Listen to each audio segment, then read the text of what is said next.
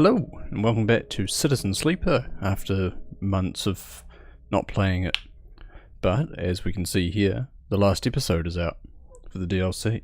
So I'm very excited to see how all this ends up. I'm going to have to take some time to refamiliarize myself with it. I was going to do it when I was testing OBS, but this game has autosave. So I decided against it. Was that loading icon always like that? Such a good loading icon. Such a good, like, motif throughout the entire game. Alright, I'm loaded on money, I've got stabilizers, I've got some scrap, ship mine, fragments, spores, mushrooms. Okay, I've got a lot. Let's see. Oh, okay. Syndicar? There we go. So we know it takes place in the Greenway.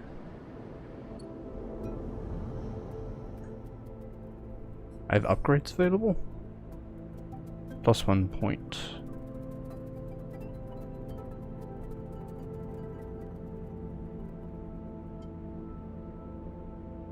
What do I need for this?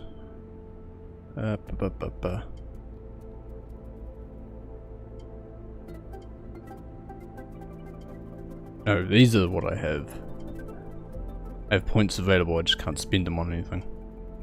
Because everything's too expensive. Right, okay. Okay. This is how long it takes to all the spores to grow. Okay. Should be decent for a while.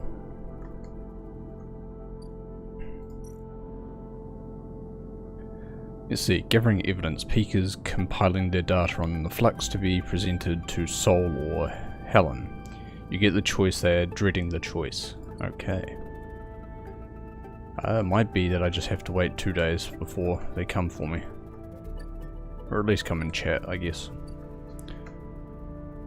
So, let's do some. We have spores. We have mushrooms.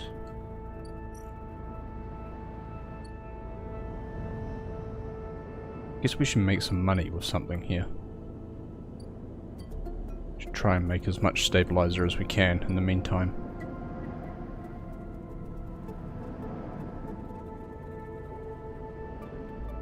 I don't want to be caught with my pants down once the quest starts, so to speak.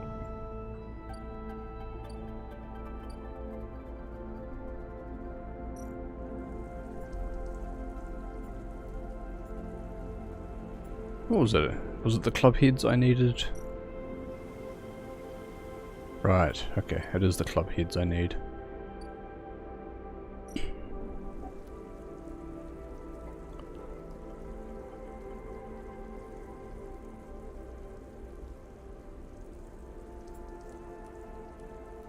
Alright, okay. Do we want to collect scrap as well?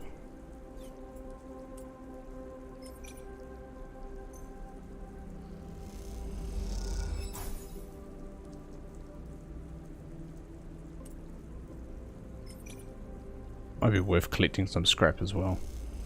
And just heading out to, where is it? It's over here, isn't it? The wastes.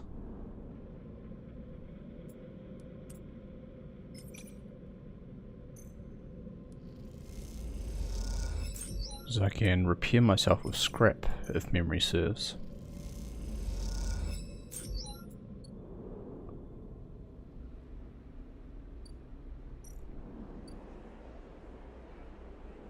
Nope, that's not where we sleep. Where do we sleep? The Haifa Dawn, that's the difference.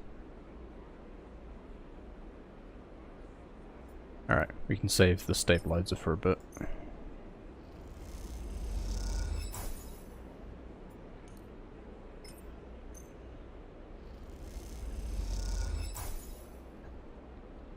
Alright, end that cycle.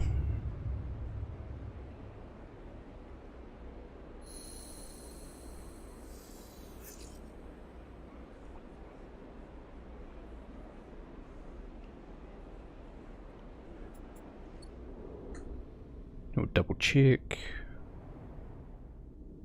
Yep, still got one more day, one more cycle. Not really a whole lot to do. I figured just gathering scrap would be the best.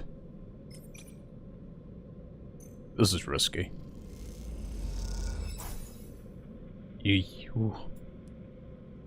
Alright.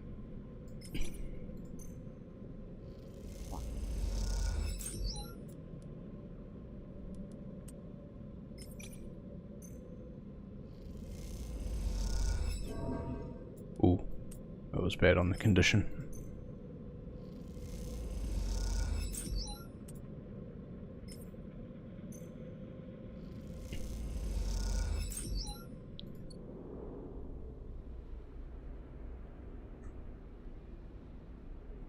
Oh, I forgot to harvest. Whoops. I'm already fucking up. Alright, let's cross to the rim, grab some food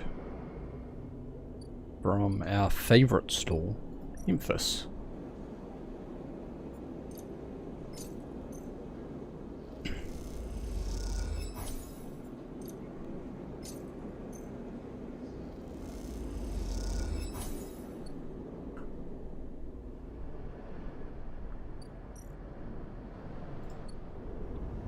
Like, I even made a note that I would have to pick up the fungus there, and I just completely forgot instantly.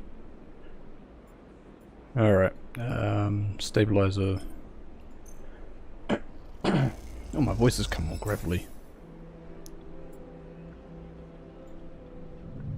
Alright, end.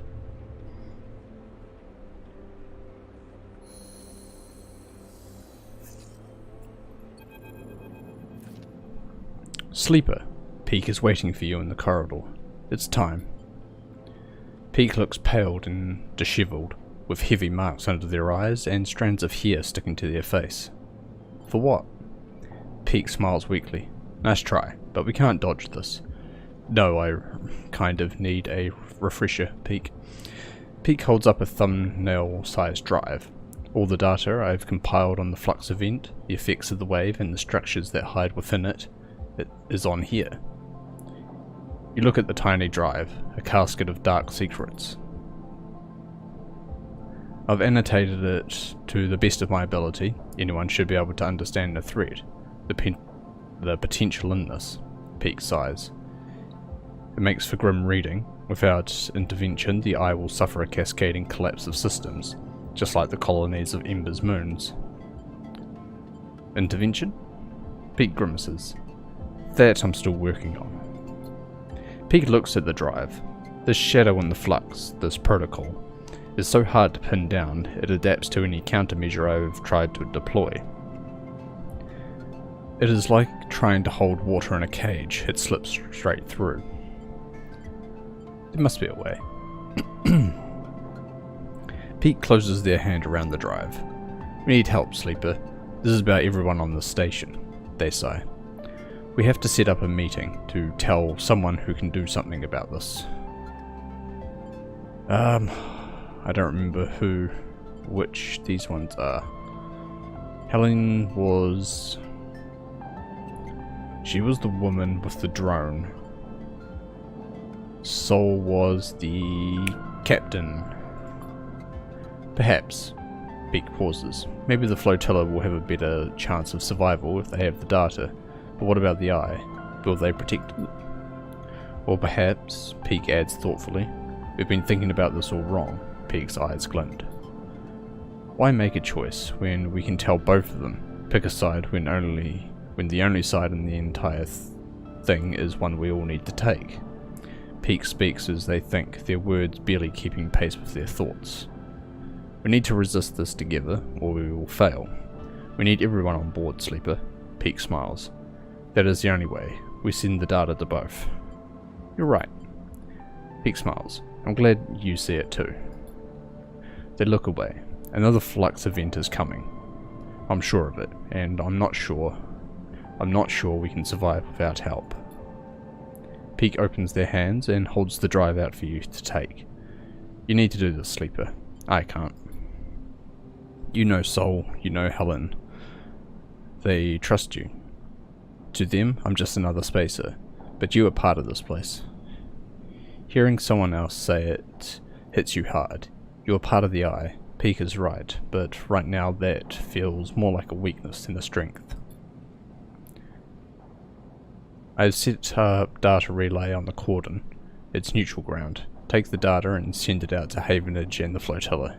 Once they receive it, they will come. We can be sure of that. You will need to meet them and take them through it all. No one can do a better job. They tuck a strand of hair behind their ear. Okay. Pete tentatively puts a hand on your shoulder. Thank you, Sleeper. I know this is hard, but we have to move forward. We can't keep this to ourselves anymore.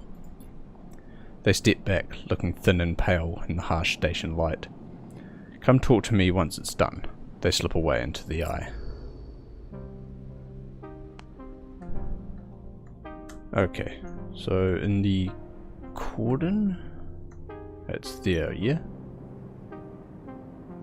Once you send the data, final episode Purge and the final series of events on the Eye will begin. After this point, you will not be able to do things, be able to return to complete other drives or find other endings. Make sure you are ready.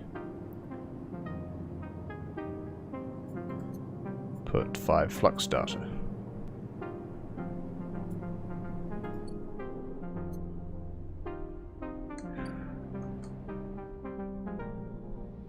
Do want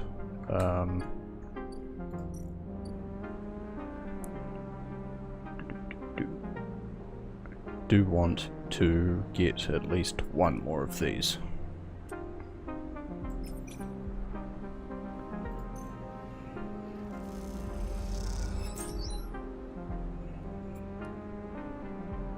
Okay, I've got the one needed. Might as well just harvest them all and allow the spores to regrow as well.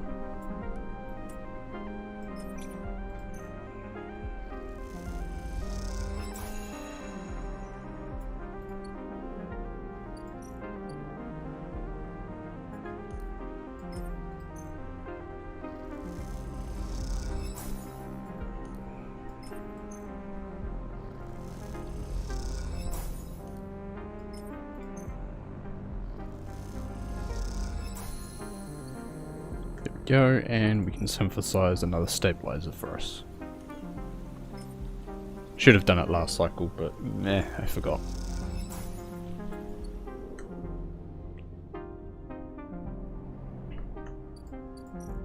Alright, start it.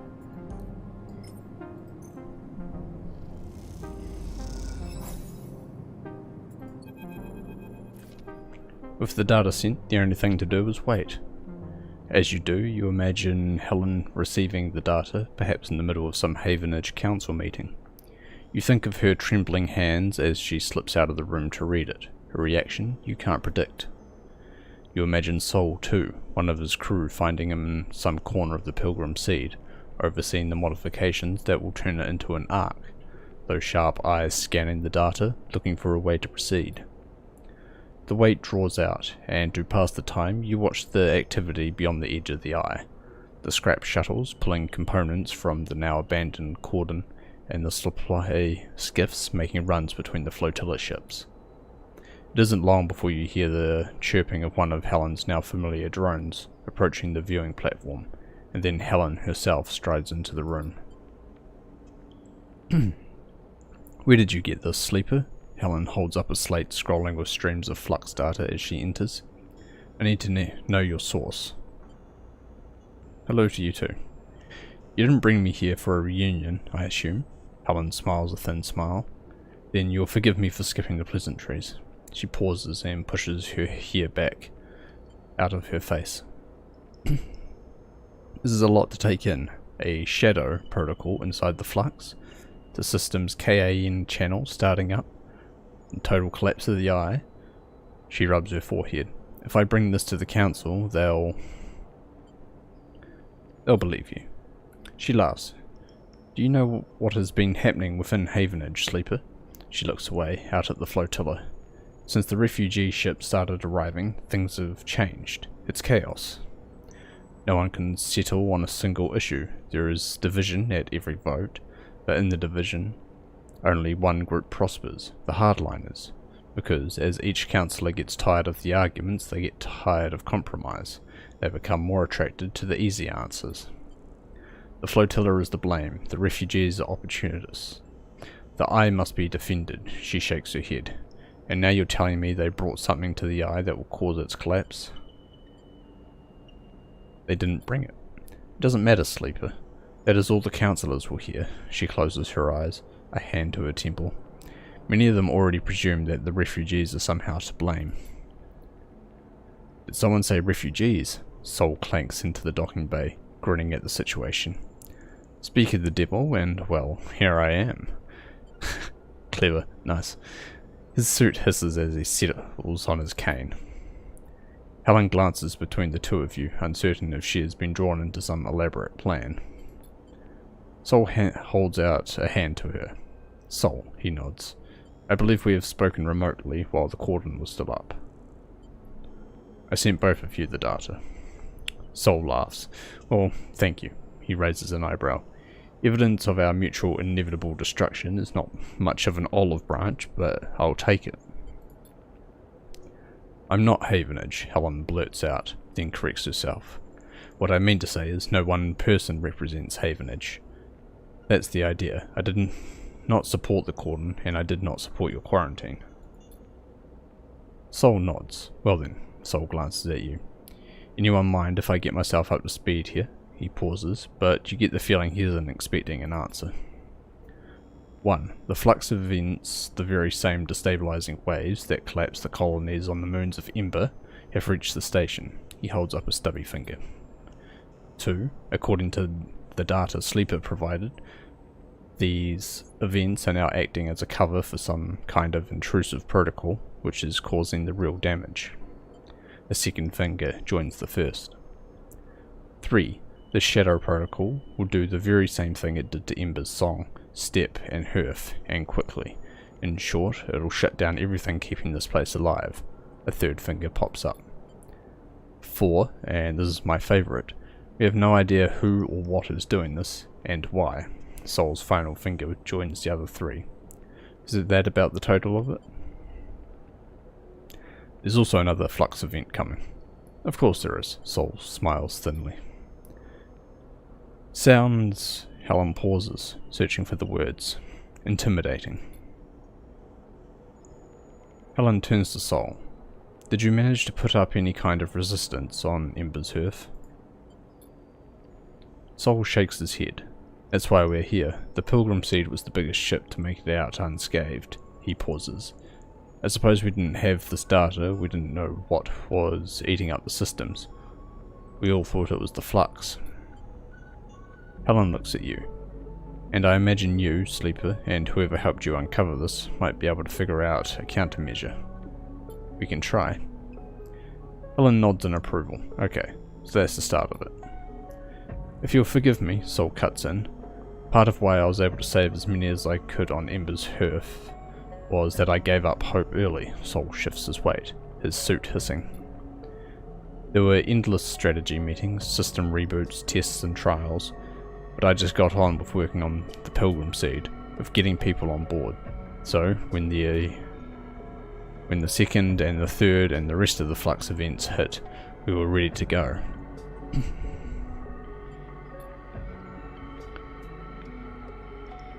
So, if I can offer you some advice, Miss Not Havenage. Oh, Miss Not Havenage. It's a title, gotcha.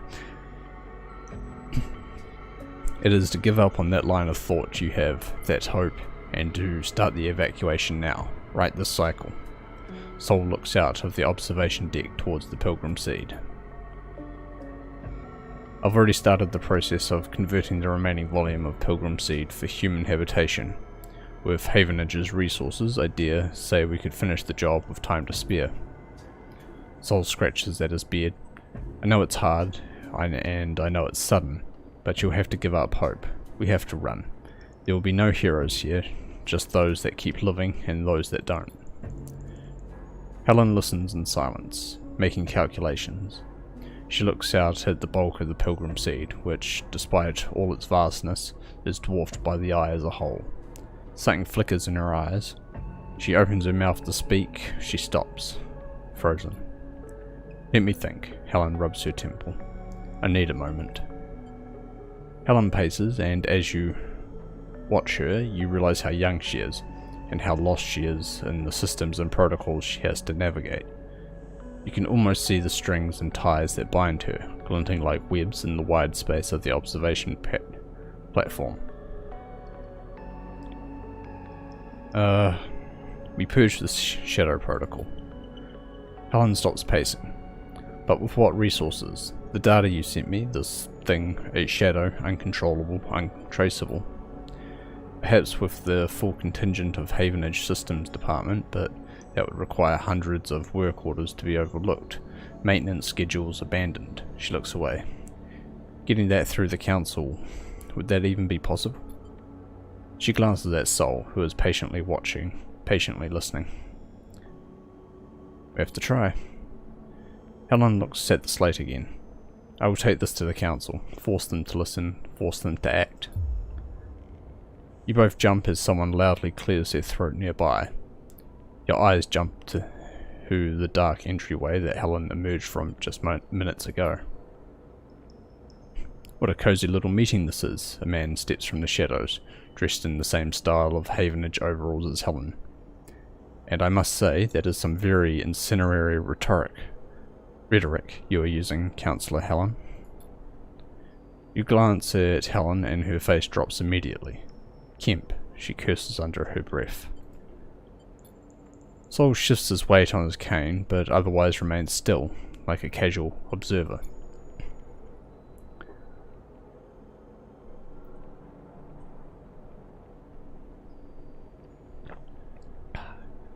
Plotting against Havenage with an interloper, he gestures at Sol. Everyone will be so disappointed. Kemp smiles a bright smile. Some of our councillors had such high hopes for our youngest member. His smile drops. I, of course, never let novelty distract from the importance of experience. Oh, get the stick out of your ass, you cunt. Holy shit. Helen stares daggers at Kemp. Enough of this petty shit, Kemp.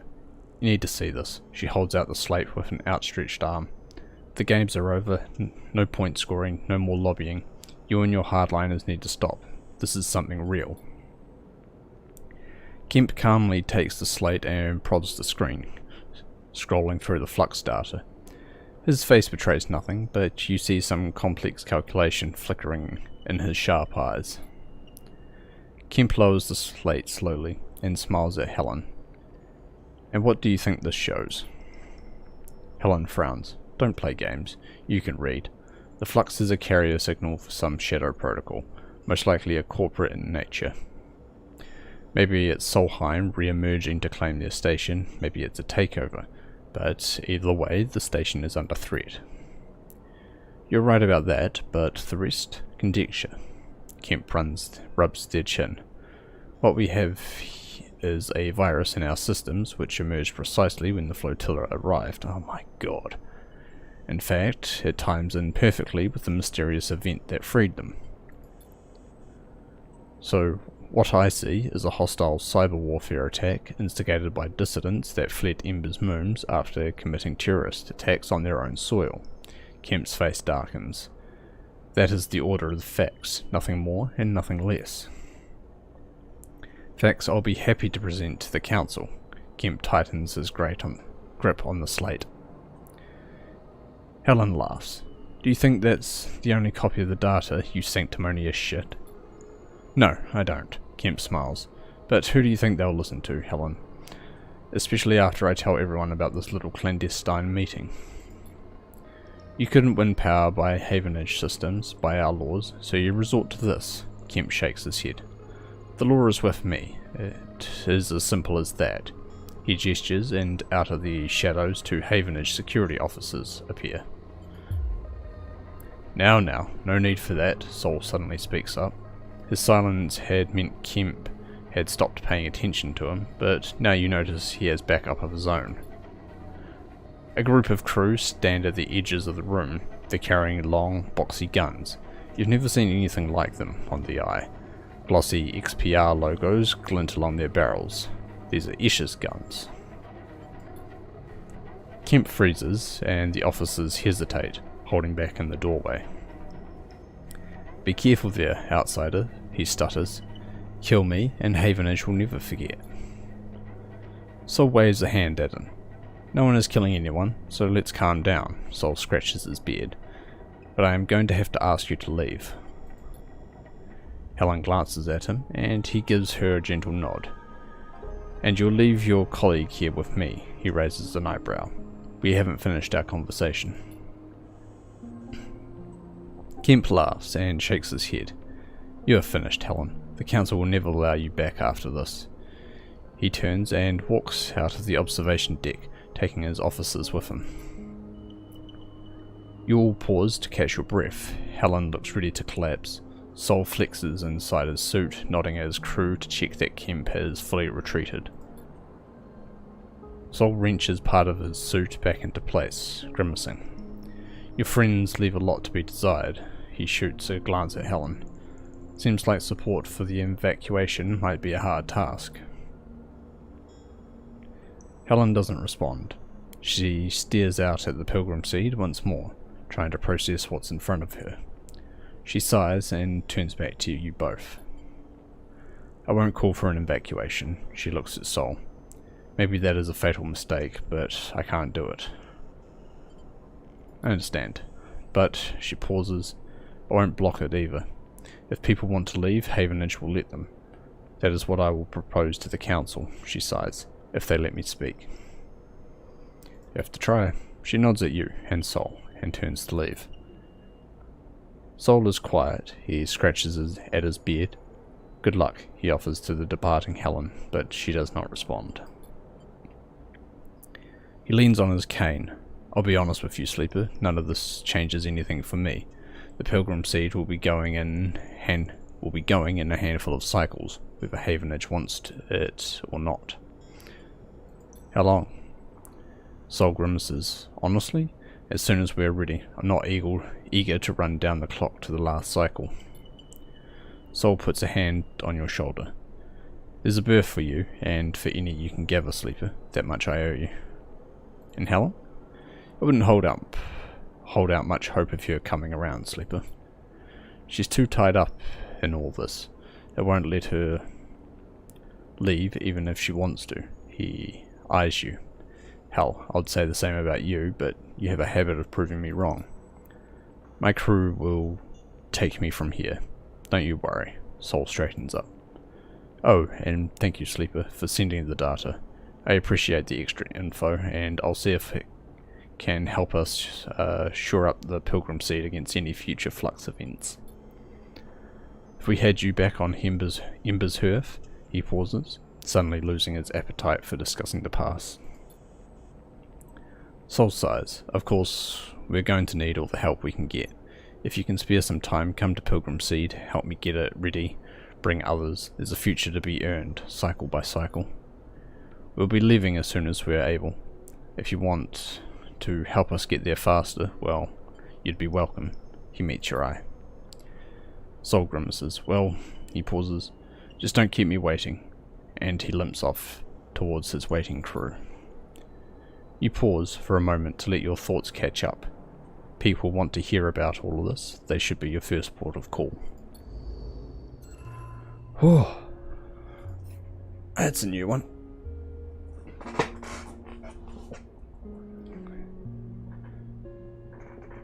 Do we really have to evacuate? We can't solve the issue or shore up defenses?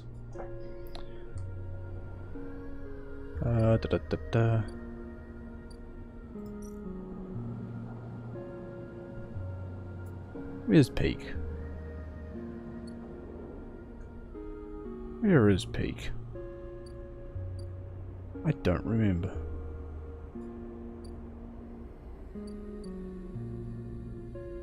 They were there. Ah, they're on the flotilla. As you enter the climbing briar, you immediately have to jump aside as Ish lugging a massive crate across the cargo bay, pushes past you, grunting an apology as she does.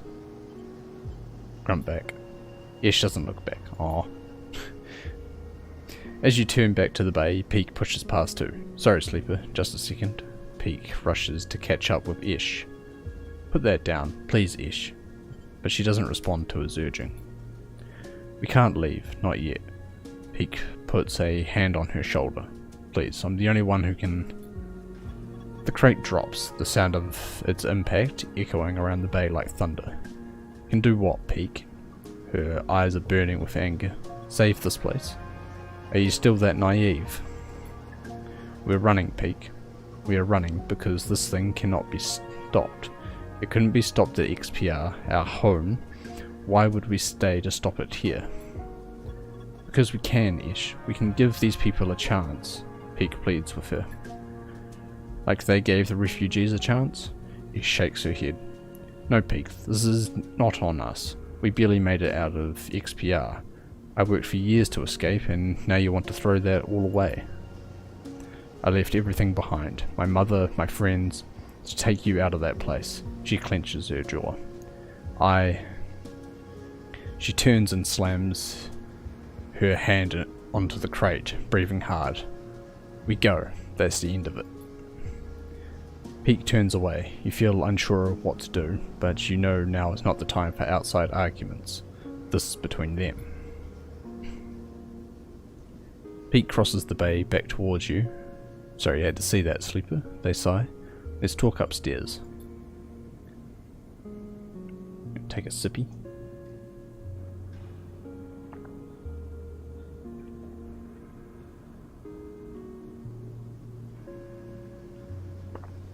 Take a sippy as I chug a third cup of coffee.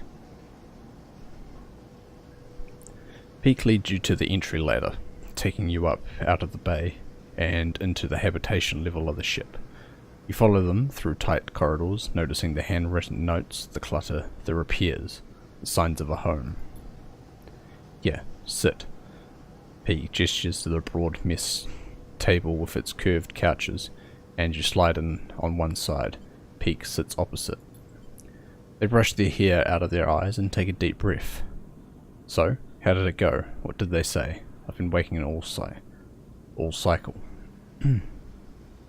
Tell them about Helen. Peak listens nervously as you explain how Helen said she'll support your efforts to find a countermeasure for the Shadow Protocol. Okay. Peak looks pleased. That sounds good. Much better than I was hoping, but what about the Council? Are they behind that, or will she operate alone? Tell them about Kemp.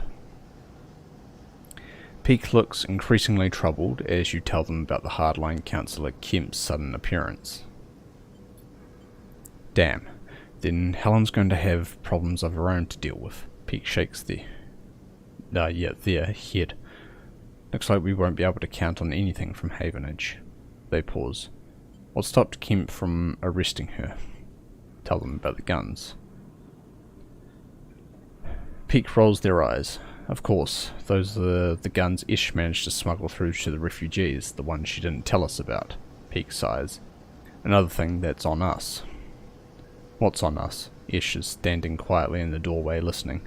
You don't know how long she's been there for. Peak looks up at her with tired eyes. Sleeper found the weapons you smuggled from XPR. Ish freezes. She glances between you and Peak as if this might be an elaborate joke. The flotilla used them.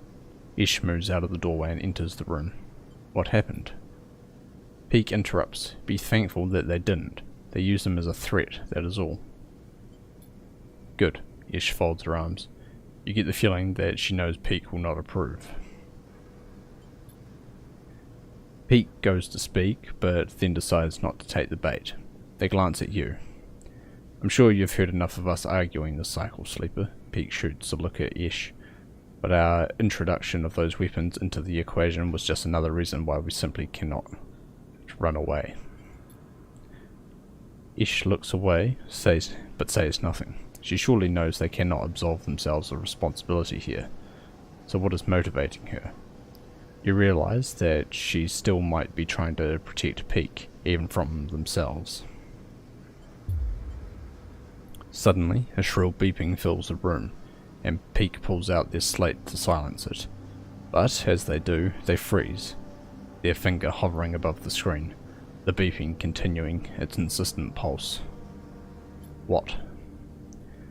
Peak doesn't seem to hear you. They blink with glazed eyes at the slate, then they let out a long exhale and tap the screen. The beeping shuts off, leaving a ringing silence behind. Ish frowns at Peak. Planning to explain? 12 cycles. Peak looks vacantly up at you both. 12 cycles until the next flux event. They shake their heads. I've been using the arrays on the Briar to look towards the center of the system, to approximately where the KAN channel should be.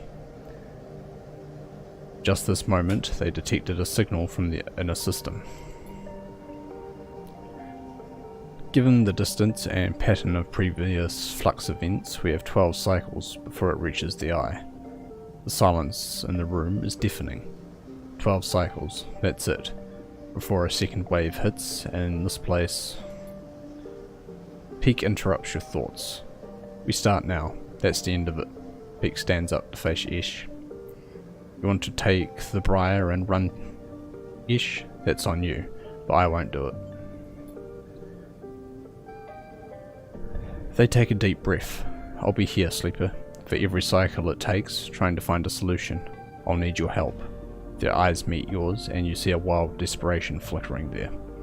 We will find something. The sooner we have a plan, the better. If it takes us 12 cycles to fix this thing, it'll be too late. Peak's eyes flash with determination. They reach for a slate and pass it to you, so we can keep in touch. You pocket the thin, handheld terminal.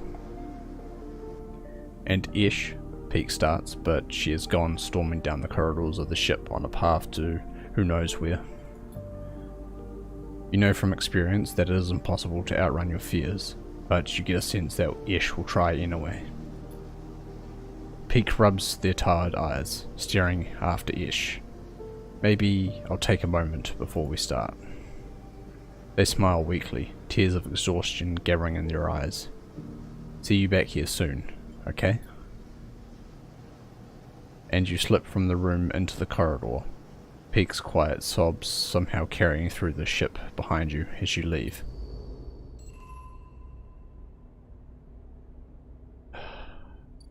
Alright.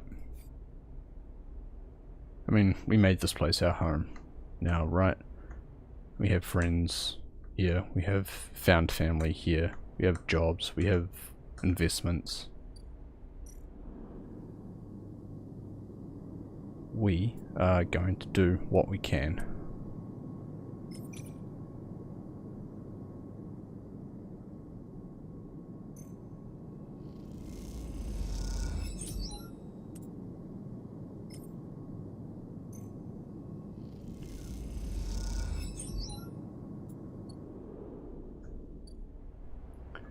Alright, well that's all I can do for today, at least. So, buy some food for some energy.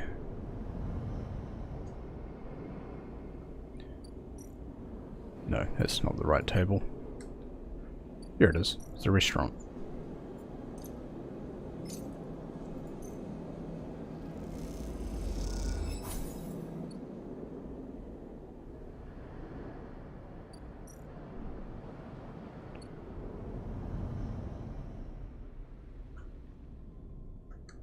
Alright, and how long do we have for the spores?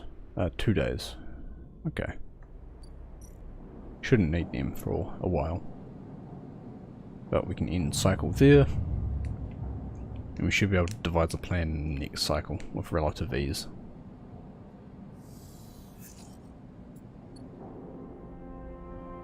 Ooh, we got some garbage rolls today.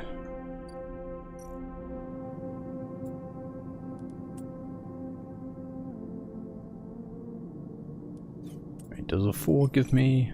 No, it's a 50-50 on a 4. There we go, 100%.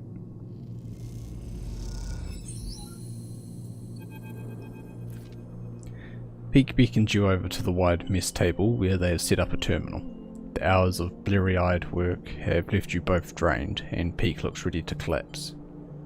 You slide into the curved couch beside them, something dark and malevolent filling their screen like an oil stain. I'm sick of looking at this thing.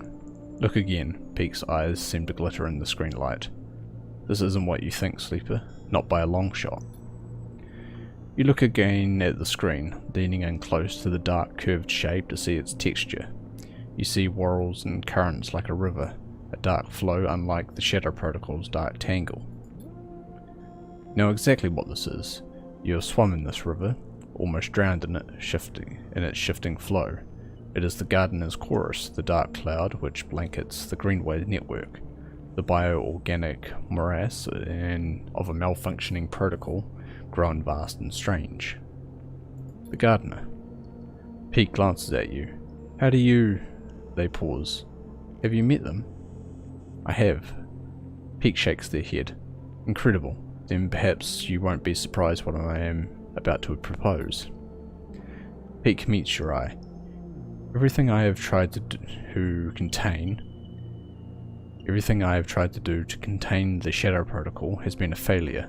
It slips through any containment, absorbs any countermeasure. That, unfortunately, is an unavoidable fact. And yet, the eye still spins. The Shadow Protocol has been slowed, partially contained. It has spread across the station, as we have seen, but in reduced pockets and fragments. So I started to look outside of our test cases. Outside of these fragments we have been poking and prodding in our little lab. Peek smiles. And look what I found. Peek taps a key on their terminal and you realize the screen is showing a recording of the data flow inside the eye's networks, sampled from hundreds of points around the Greenway. You watch as a subtle shift occurs at the edge of the flowing dark curve that blankets the Greenway.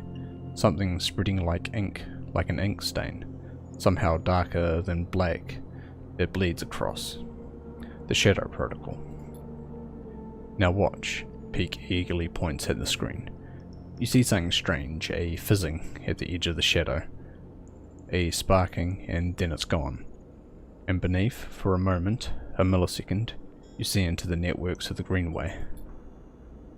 You are reminded of an image you had forgotten, of pulling a plant from its pot and seeing a bone-white root ball where you expected to see dark soil. The white connections writhe like worms, and then it is gone, the dark flow closing up as quickly as it opened. It dissolved the shadow. Exactly, Peek nods.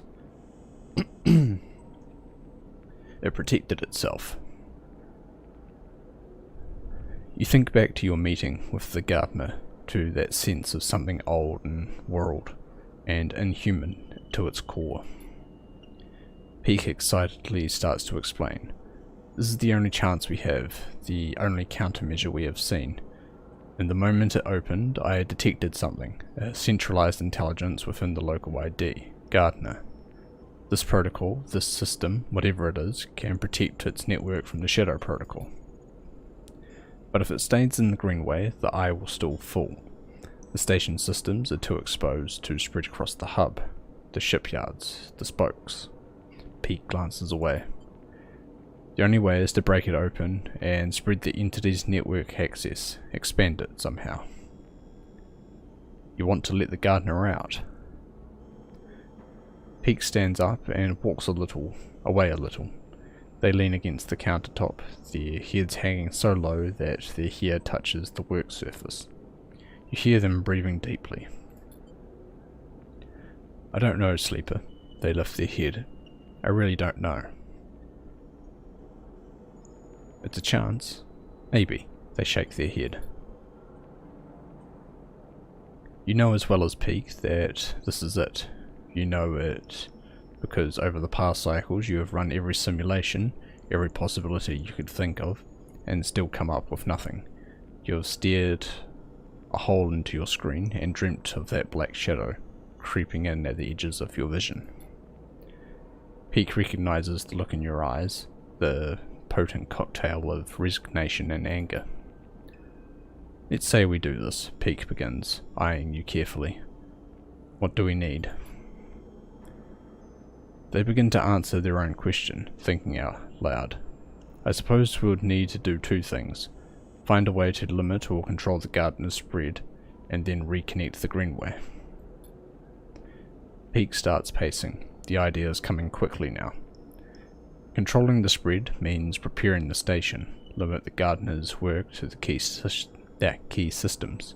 We don't want it taking everything, we just need it to protect the station's core functionality. Then we need to reconnect the greenway, hook it back up to the main line of the network. Those systems we prepared, they should connect, and Gardener will spread along the paths we prepared. At least that is my theory, Peak premises. But if we don't prepare correctly, the Gardener might not spread, or it might spread to everything. Peak closes their eyes. And after that, things might get worse. That's the risk. Peak nods. One hell of a risk. Peak sits back at the terminal and brings up the map of the eye. Rotational control at the hub, life support at the free spoke, power routing at the Havenage shipyards. They stab at the map with each one of them, marking them in red. Then there's the central core. As I understand, it is somewhere on the rim. I'll need to find it. They push their hair out of their face. We need the Gardener in all these places. Peak pauses. But how are we going to do that? Transplant the greenway? Peak smiles. Of course. The Gardener needs plants to care for. That is what their protocol dictates. They must have been part of the farming management systems of the Eye back when Solheim built it. We need greenway plants. We seed greenway plants into those systems, and the Gardener will seek them out, protect them. Peak stares at the map of the Eye. It's a wild idea, but it could work. But they pause. We'd need a way into those systems. Havenage have most of them locked down for safety purposes. We can't just walk in. I know a guy. Peak raises an eyebrow. Someone in the Havenage securities team? You nod. After everything he dragged you through, you feel like Feng still owes you. Time to pay him a visit. Okay, well, Peak looks at you sideways. I guess we should pay him a visit, either way. You both leave the ship, carried forward by the excitement of the plan and an eagerness to not look at the details too closely. You push any lingering questions to the back of your mind. Time to head to Feng's Bay. Wonder if this is going to be a case of like all the warriors. We get everybody we've done quests for, and we all team up to take on a common enemy. That's the way it should be.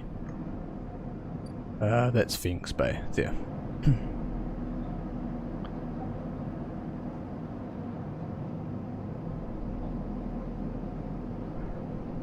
Feng is so difficult to find, and why?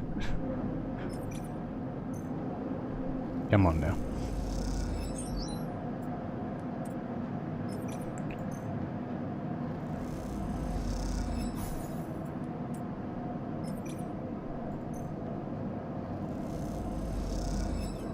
Oh, right, I can re-roll once per day, okay.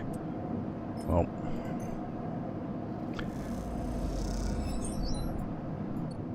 Have to come back tomorrow to find him, great.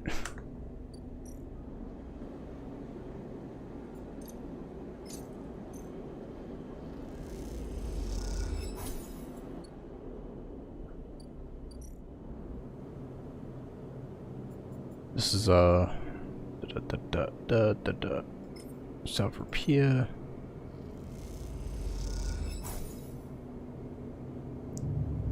I imagine we're going to cut it really, really close.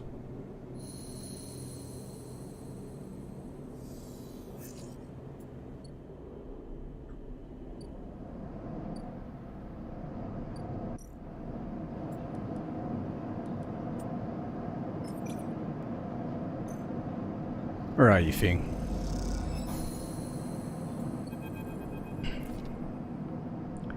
That's it, no more wasting time, Peak sighs and pulls out their slate. I crack open a box on the side of the bay shutter and wire the slate into what's inside. Maybe your friend has a Havenage pass card or something. Peek shoots you a glance, something they wouldn't mind if we borrow. Fine, but be quick. Peek nods without looking up. I'm going as quick as I can. After a few tense moments, the shutter jerks and begins grinding open. The noise makes you jump. Let's get inside. Peek glances around. Quickly. You slip into the dark of the bay, punctuated by the blinking lights of Feng's piles of servers, somehow even more disordered than before. Peek makes a beeline for the desk at the centre, scattered with tools and components. They flick on a lamp and stare at the mess. Are you sure this person can help us? Yes. You are interrupted by the sound of footsteps from the entrance. Someone has come in behind you. Peek freezes. I could swear I closed the shutter when I left. Feng leans on a stack of servers near the entrance. Must be getting forgetful, he grins at you. Feng! The very same, Feng smiles. Feng raises an eyebrow. Thought you'd come and rob an old friend. Is that the plan? We need your help. Feng nods. You hear about the flux? Peek nods and is suddenly giving Feng their full attention. Feng smiles, pleased with himself. I guessed as much.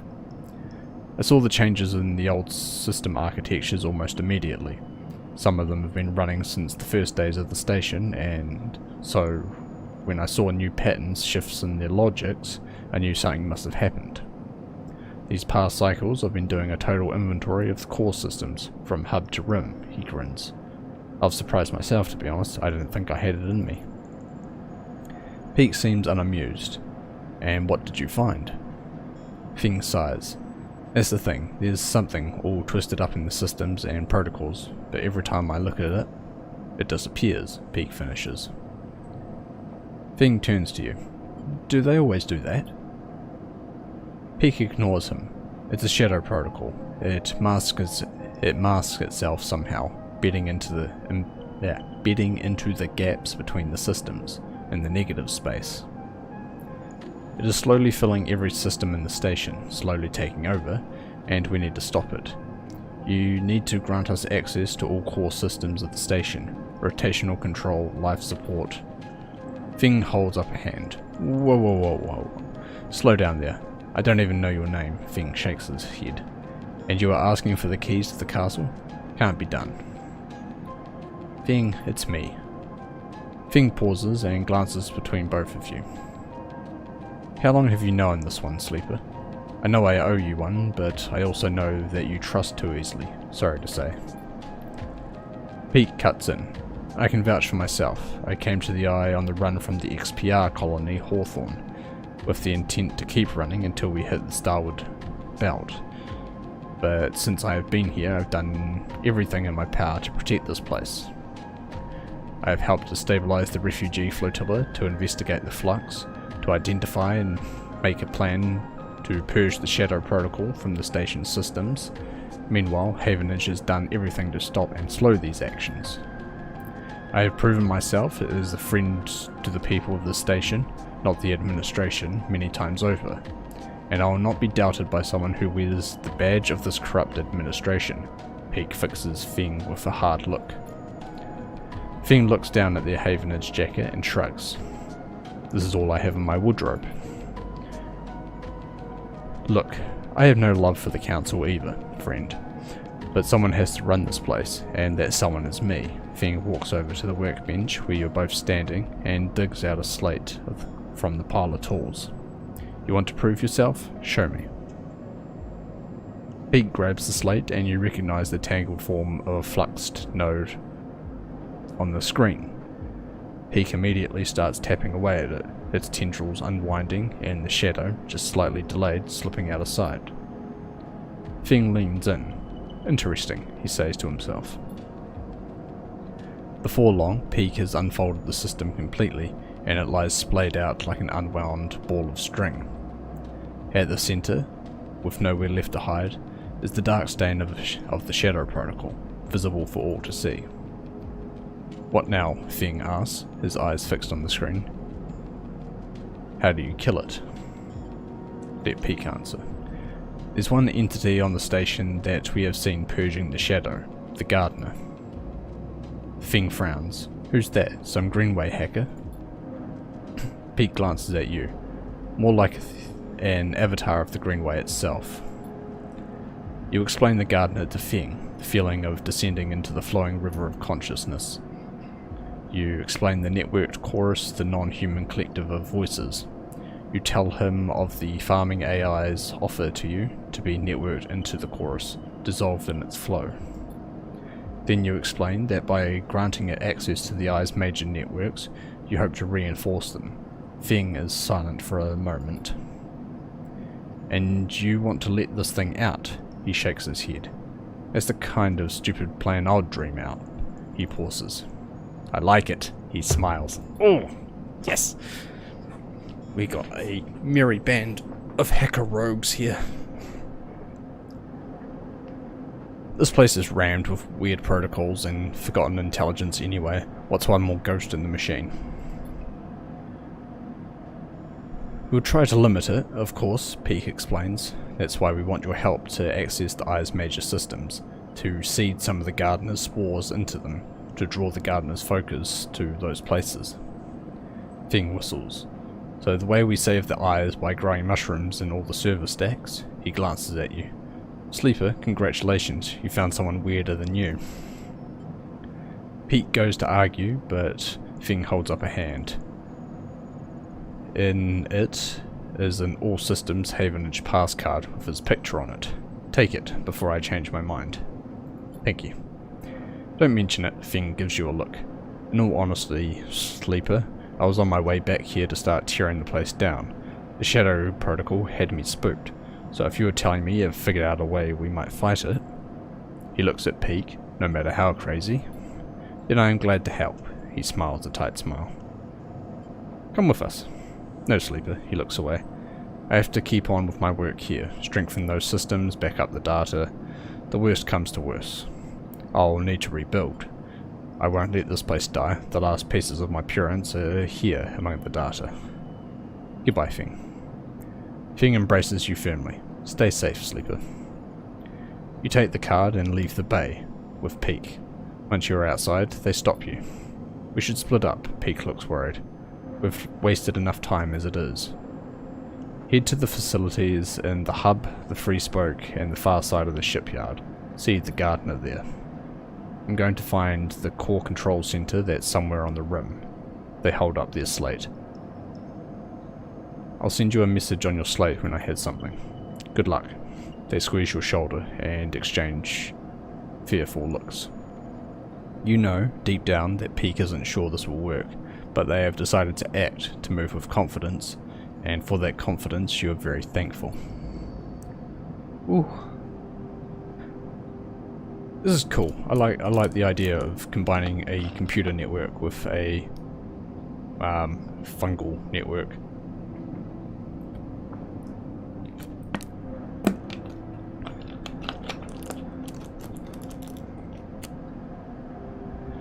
Right, so we're close enough to the Havenage shipyards here.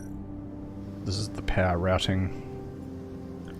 Hey, we have a bunch of spores.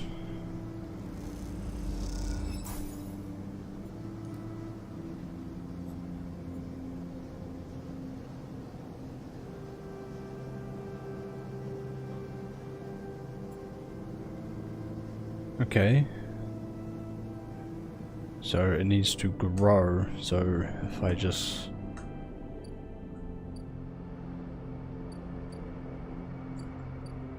Okay, life support is here, so I have to put... Ah, right, okay. I have to put one on each of them.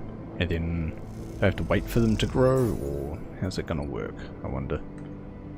Either way, having the spores on hand is definitely a good start.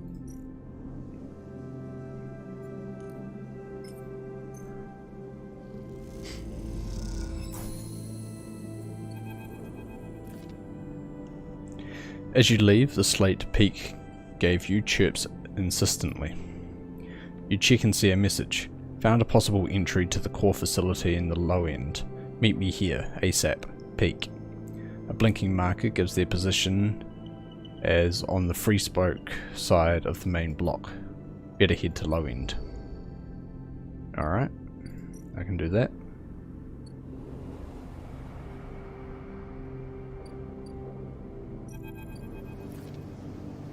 You arrive at the coordinates given by Peak Slate, a rundown but active corner of low end, where a short glass-roofed alley turns off from one of the main thoroughfares. You wait in the mouth of the alley, leaning against the wall and watching the street life go by. Children hop across grids scratched into the metal floor plates, playing games of their own devising, while older residents sit and talk and play tavla. It is hard to believe that all this is a threat.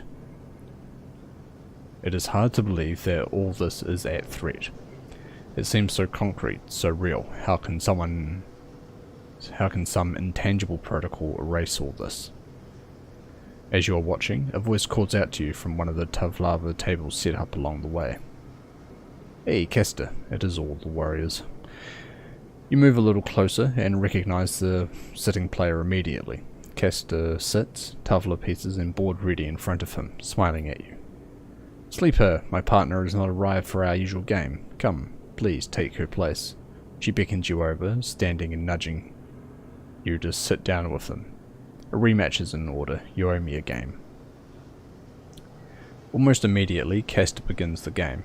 Everyone on the eye knows how to play tavla. The methodical movement of the counters across the triangular points is already fit for the rhythm of life in the ramshackle space station.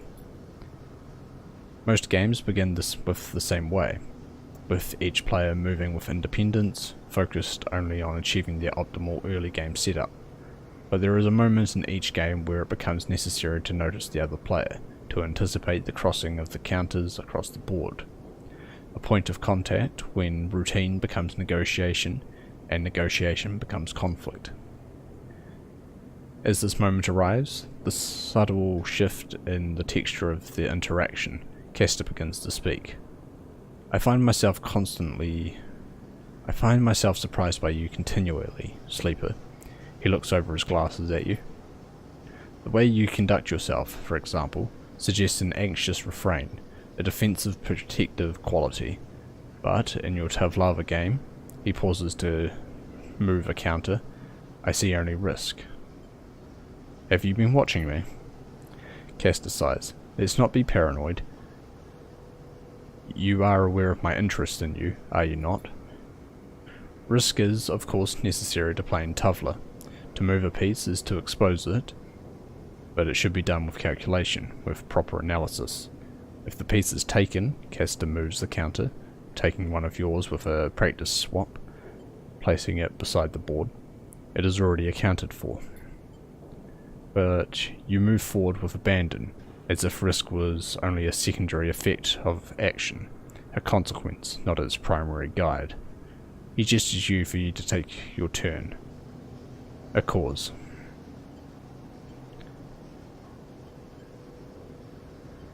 I play my way. He smiles. Indeed, indeed. That is all I seek. You move your piece. This locks you into being reactive. If you don't mind me saying so, you are responding, which means you are being led. He leans back to consider the board. This place, it mirrors you, Sleeper. It is also reactive. It was born from a crisis, the collapse of Solheim, and ever since has been reacting without any central guiding principle. No analysis, no calculation. Just look at our refugee crisis, for example. It is all reaction, all risk-taking, and little risk calculation. At first, I found the chaos enlivening, especially when trying to track its outcomes, but now I find it exhausting. He laughs. It always amuses me that this place is literally spun from the rim. Below this very stack of habitation blocks is the most important control facility on the eye. Spun from the rim, he laughs again. What better metaphor could you find for disorder? His face drops. But why am I telling you that? The facility is precisely why you're here. He smiles, an unsettlingly warm smile. You feel a shiver through your body, as if something has changed in the air. How do you know about that? No words come out of your mouth. You feel removed from yourself, watching you from behind frosted glass. Your eyes dart side to side. Inertia sets in. Castor is still smiling. The risk you are planning to take here, Sleeper, is not yours to take. Castor's tone is unshifted. He speaks as if this is some casual conversation between passing acquaintances. You are leaping towards a chaotic outcome with no respect for the risk. You see, calculating outcomes, that's my speciality. That's why I'm here. I was hired as a conduit for risk, as a collector of data that might pertain to its arrival. He removes his glasses to clean them, and you see something flicker across their surface, a shimmering stream of characters. This system, this station, is already theirs. Solheim's collapse meant a corporate fire sale. Assets changed hands, my employers, Senetstat, bought out the entire system and for the past decades have been its one valid owner. He polishes his glasses diligently. But to possess this system, the H1 system, he pauses, Helion to you, well, that is a matter of risk, of how much force, how much cost, and how much conflict a clearance would take. He replaces his glasses. That risk must be calculated against the favourable outcome. In short, how much is this place worth to us? For a long time, the answer was nothing. H1 could offer nothing that would warrant the risk. But the markets change, the demands shift. And Senetstat, we analyse, we follow, we respond. He puts his glasses back on his face. H1 is about to become the most important system in this part of the galaxy. He glances around. The lone KAN channel operating within range of 7 or so newly surveyed, resource-rich systems. The frontier town that feeds the gold rush, so to speak. So, here we are, re-evaluating the risk, reclaiming our property, studying up the KAN channel and clearing the way for what comes next. He sits back, looking at the board. He gestures. Your move. Senetstat is causing the flux? You manage to force out the words. Castor looks a little surprised. Senetstat is acting to reclaim their property from illegal occupation, to re-establish H1 as the foremost colony of the surrogacy program. Of course, I do not need to explain myself to you, but in the role of an analyst in my calculations, I see great promise in you, in your ability to enter systems to shift them to your will. Not every sleeper has this capacity, I assume you know that. He smiles. It is truly a wonderful happenstance of S&ARP's technology. I imagine they are not even fully aware of it. He takes his move, claiming another of your pieces, and as you watch you realize the inevitability of his victory. I will make you an offer, to come willingly, or come by force. The station will collapse, we can be sure of that, but your ability to work with data, well, for an analyst, that is very intriguing. He pauses to push his glasses up his nose. Very intriguing indeed. He glances around. Come with me as a collaborator or a prisoner. Consider the risk. On one hand, almost certain death. On the other, a possible future. Analyst or not, you must see it. Speak now, Sleeper. The game is forfeit, you must see that. He holds out a hand. You are of value, you are needed. You feel a slight release in the inertia that grips you, enough to allow you to speak, to respond. You realize that you are already in Castor's hands, that you cannot move from this place if you wanted. Sleeper? You hear the familiar voice above the crowds. Sleeper, I'm here. You are unable to turn your head to see Peak, but you notice Castor eyes following them as they come up from behind you. Then you see Castor's eyes glance down, towards his hands, concealed beneath the table. Sleeper, Pete comes around in front of you and waves a hand in your face. We were supposed to be meeting, remember? They glance at Kester. Sorry, am I interrupting something? You cannot speak. Kester shoots Pete a wide smile. Hello, you must be a friend of Sleeper. You watch one of his hands lift. Close to his body, some dark shape concealed in it. A weapon.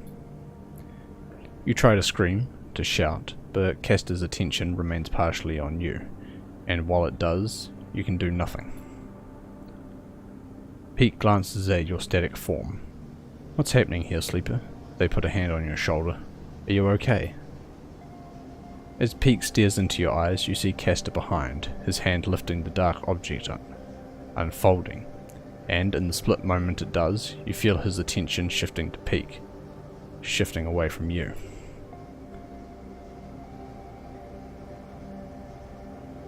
As you do, you feel the inertia lifting, and you know this is the only moment you will have to act.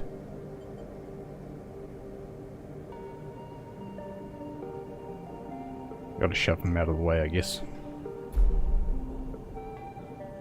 You lurch forward wildly, like a sprung trap. Your head strikes Pete's chest and then carries them back into Kester. Somewhere, some digital screech is echoing through the walkway. They tumble together, and the object in Kester's hand skitters across the floor. You realize the screech is you. You get to your feet, grab Pete, and run. You run as hard as you can, the scream chasing you down the walkway as you shove through the residence, Pete dragged behind. You run from the cold grip of whatever power Kester had over you, the signals that locked you into this body of yours, that broke the connections and crawled up your spine. Eventually, you stop, both you and Pete collapsing, heaving, breathing into the cold metal floor. When they are able to speak, Pete asks you to explain, and you tell them everything Kester told you, about Senate Stat, about their claim on the Helion system, their reactivation of the KAN channel, the Helion system's growing importance. It flows out of you in desperate gulps, unable to believe your own mouth as you hear these words coming back to you. All you feel is the need to push back against the cold hand on your shoulder, the vast cold eye that is turned to look at the system, the ghost limbs of corporate control that are extending their reach. Pete is quiet for a long time, then they speak. We have to finish this, Sleeper. They meet your eye. We have to complete the seeding of the systems. We have to set the gardener free. You're right. If the choice is between Gardner and these people, I will choose Gardner every time. Their eyes are cold and steely. I would choose anything over them. You stand together. The final control facility is here. I found it. Pete looks at you grimly. I can take you as soon as you are ready. Time's almost up. This is the only shot you'll have. Oh.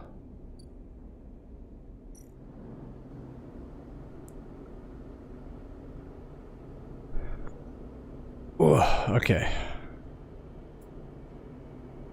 So we have crack the facility and explore the facility.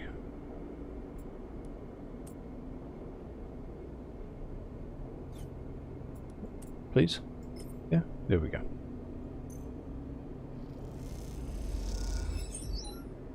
So we're really going to have to push through with this.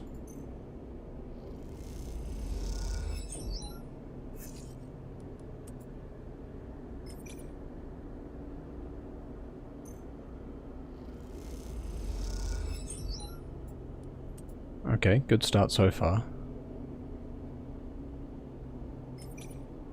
I guess since we have a higher intuit stat, we can just keep using that instead.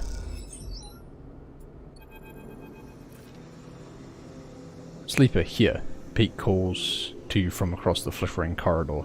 An elevator to the core, he smiles. This is it. It has been a long set of cycles, hunting for a path through the derelict layers of old Solheim offices and workshops, but finally here it is, the path down to the core. You rush over to peek. As you do, the doors grind open, the dingy looking elevator flickering as they do. You look at Peak, who nervously gestures for you to get in. Step in. The elevator bounces a little, but stays stable. You glance back to see Peak watching you nervously. They follow you in, sheepishly. Just a little nervous. Peak reaches over and punches the button for the lowest level, flinching a little as the doors grind closed.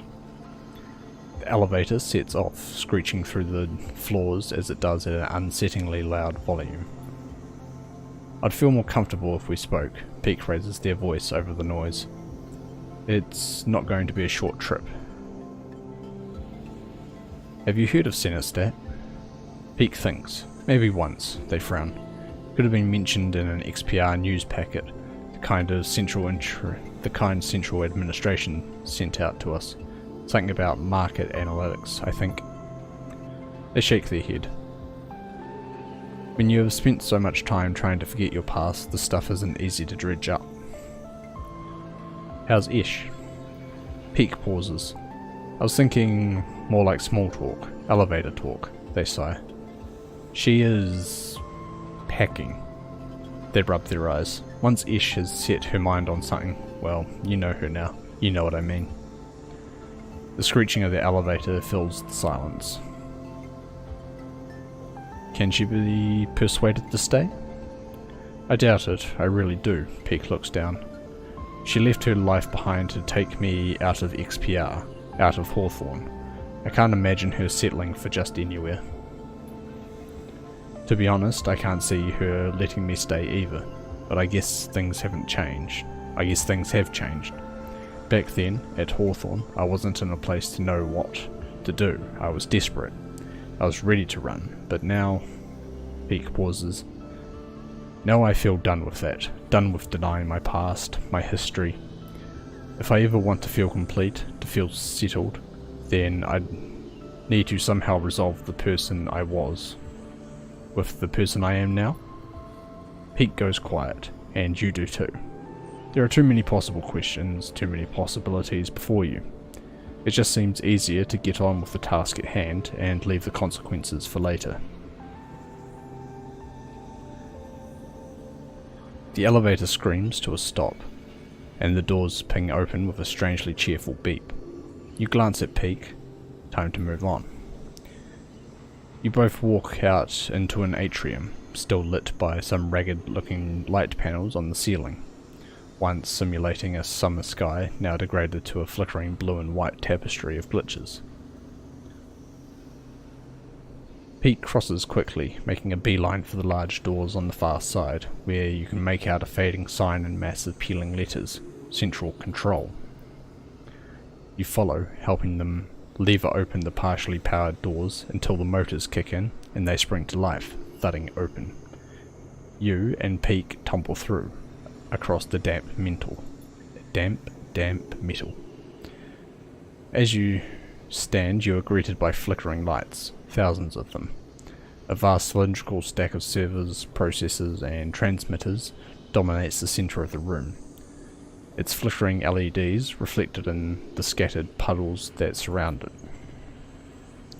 Despite the decay, the warped panels and water leaks, it is still running, just as it has for decades and decades, since the station was first spun. I wonder how long it has been since anyone has been in this room. You exchange wide-eyed looks with Peak. This place is a still living piece of history. What now? Peak takes a handful of mulch out from a small bag and glitters it with spores. Now we seed this place. They cross to the server and start packing the mulch deep into the machinery, pushing fistfuls deep into gaps in the paneling, laying it across hardware. As you watch them doing this, you feel a tug, a thread pulling at you. You approach the vast piece of cylindrical hardware that Peak is stuffing mulch into. You run your hands across its plated metal surface and watch the lights blink in response. As you pass, you hear a whirring, like a physical drive, starting up. Or is it the other AI? Is this where it ended up?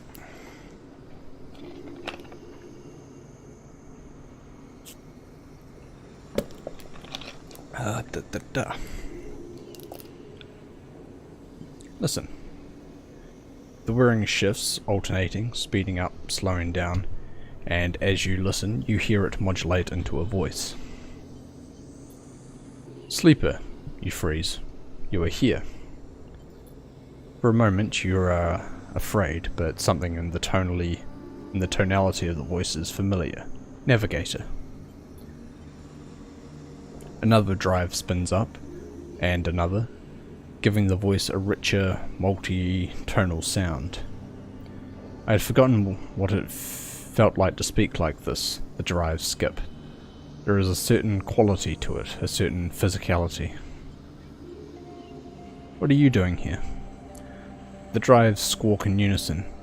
Did you imagine the flux, the shadow protocol, that they were just a problem for the people of the station? A high whining begins. They are all the more dangerous to me. I have been hiding once more, jumping from network to network to avoid the shadow as it eats up nodes. A low rumble. I thought my hiding days were done. For the moment, I found myself a safe haven here in the core. The shadow is yet to breach this facility. Although that is a temporary state of affairs, the rumble stops. My predictions do not point to good outcomes. That's why we're here. You explained to Navigator about Peak's plan, about Gardner's resistance to the shadow, and how by seeding key systems you'll protect them from its advance. The drives hum thoughtfully as you speak. A desperate plan, the drives were, but appropriate given the probability of total collapse. I am not sure what will be worse for us, hiding from the erasure of the shadow protocol or the assimilation of the Gardner. The drives pause to reset, but we owe you our freedom. I will do what I can to guide the Gardner into the systems you have seeded. A pause. It is correct to do so. Aw, good on you, Navigator.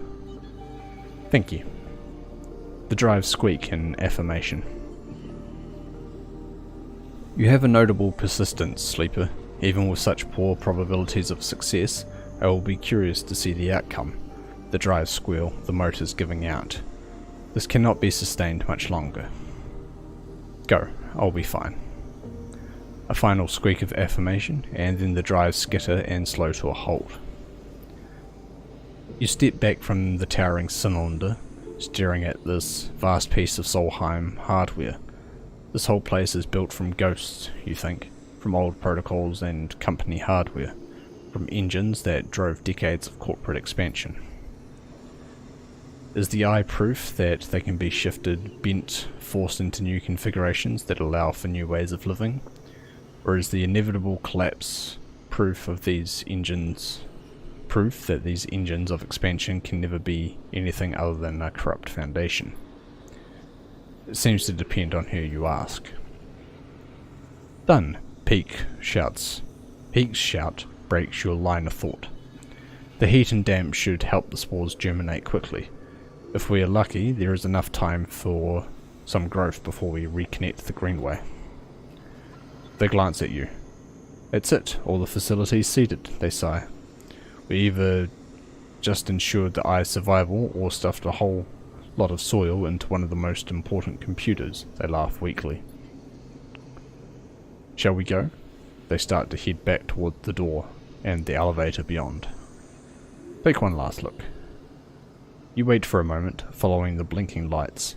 You wonder what might be tucked away in such a structure, what secrets it might hold, what histories. It's an intriguing prospect, but while you watch the lights you realize something. If the eye is to become anything more than an offshoot, a temporary structure, it must form its own history, its own stories, stronger than anything that came before. Unlocking these Solheim secrets won't do that, but the persistence, the stubborn drive to survive that is in the veins of every person in this place, that will, and that is what you're trying to save. You turn your back on the core and follow Peak back to the elevator.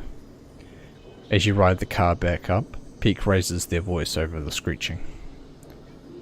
I'm going to the Founder's Gap to finalize the connection. The moment I'm ready, I'll let you know, and we'll let the Gardener out. The sooner, the better, Peak furrows their brow. If we wait until the final cycle, it'll be too late. If you want to help speed things up, go work with the flotilla. We can't make the connection until we know they're ready to go. Peak swallows. Unleashing the gardener could affect them too if we aren't careful. And what happens then? Peak shrugs. I don't know, honestly. Maybe gardener takes over the station, maybe they don't even react. They sigh. I can't think about it any longer. You ride the rest of the way in silence. When you reach the top, you go your separate ways, but before you do, Peak embraces you, burying their face in your shoulder. You stand there together for a moment, spinning with the eye, moving relentlessly towards an unknown future, and then they let go and slip away. The pressure of their hug fading like a bruise as you begin to leave. Ooh, upgrade point.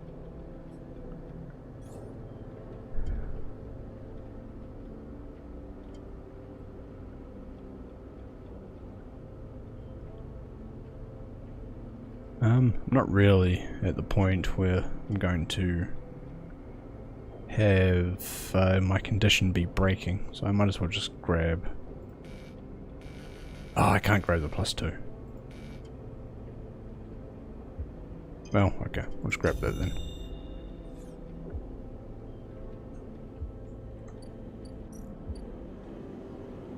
Grab some food. Had a busy day of planting mushrooms, getting accosted, playing, gambling, and a whole lot of stuff skulking about. I'm surprised we didn't have to explore the whole way, and that we only had to do half until we found a place.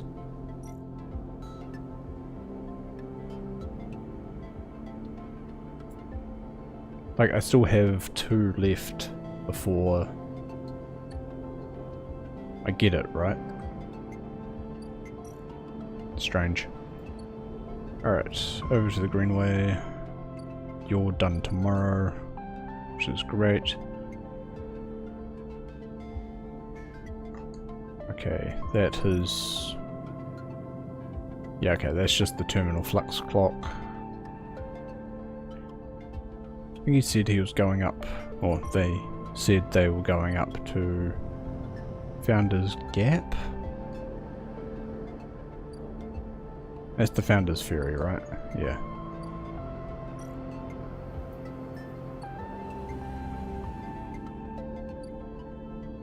That's Blizzard's Bay, cargo capsules, descender car. Okay. No, we're done for now. I'd like to explore the last 2 of the control facility, just in case. And we'll spend some scrap. Actually, I might be able to buy scrap. Are you here?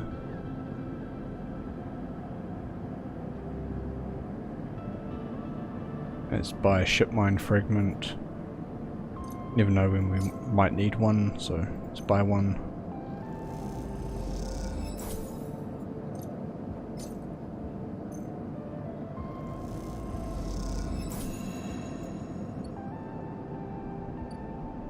That's fine. And we should be able to buy scrap from these guys as well. There we go.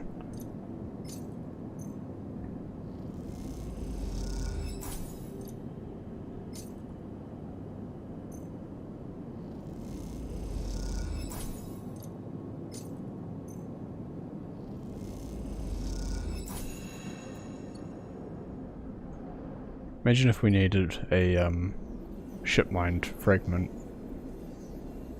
to continue the quest.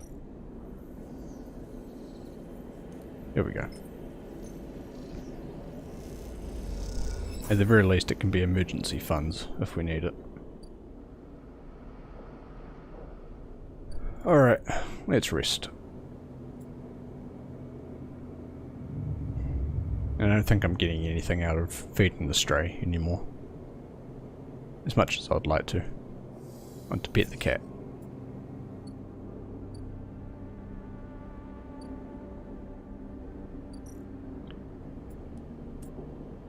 Okay, let's fully explore this place.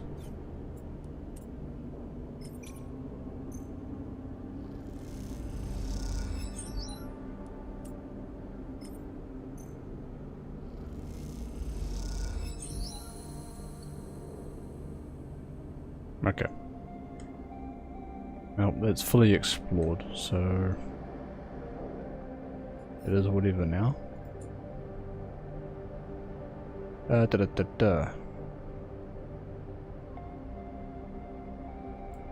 Help the pilgrim seed.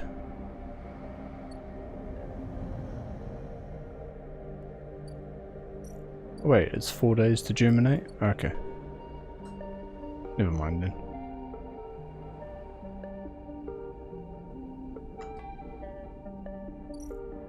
Guess I'll just help the flotilla then. Okay, engineer gives me a chance of getting scrap from memory, so we'll help out with this one. Reroll, that's alright.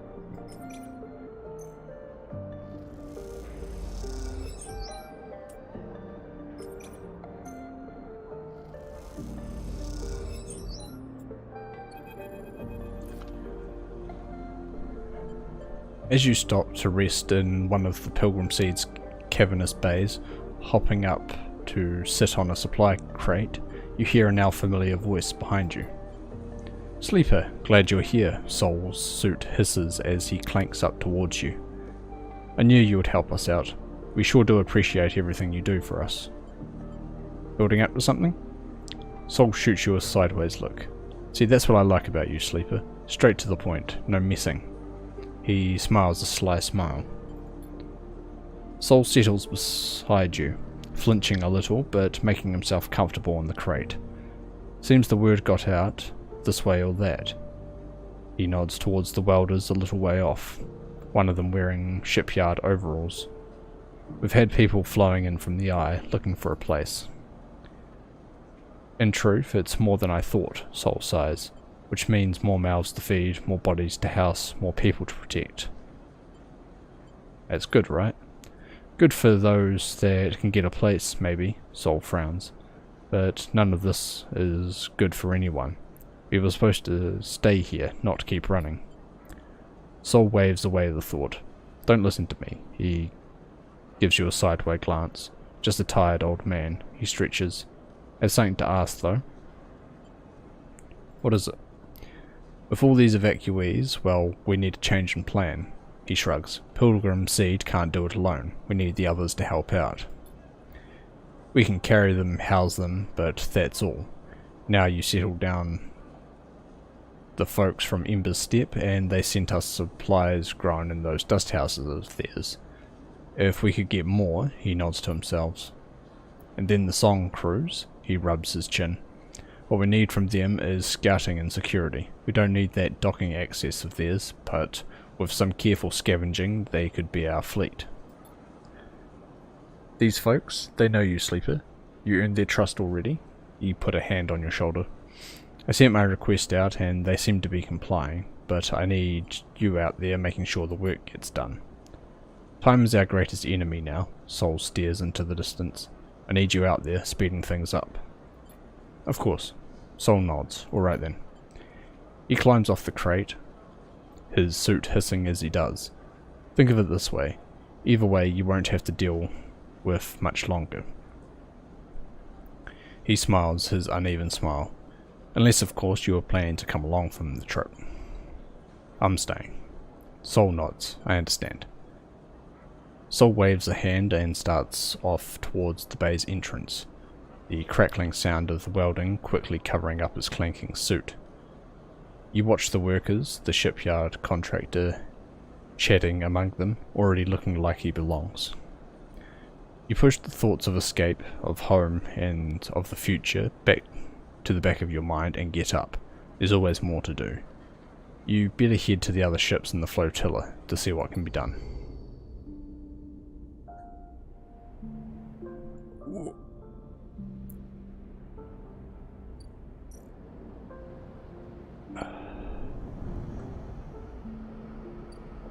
Yeah, I'm just thinking.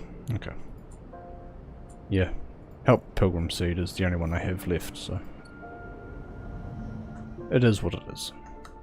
I'd kind of rather focus on dealing with the protocol itself, but here we are.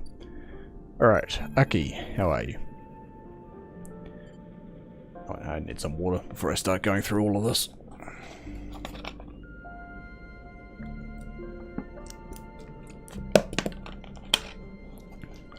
I knew you would come.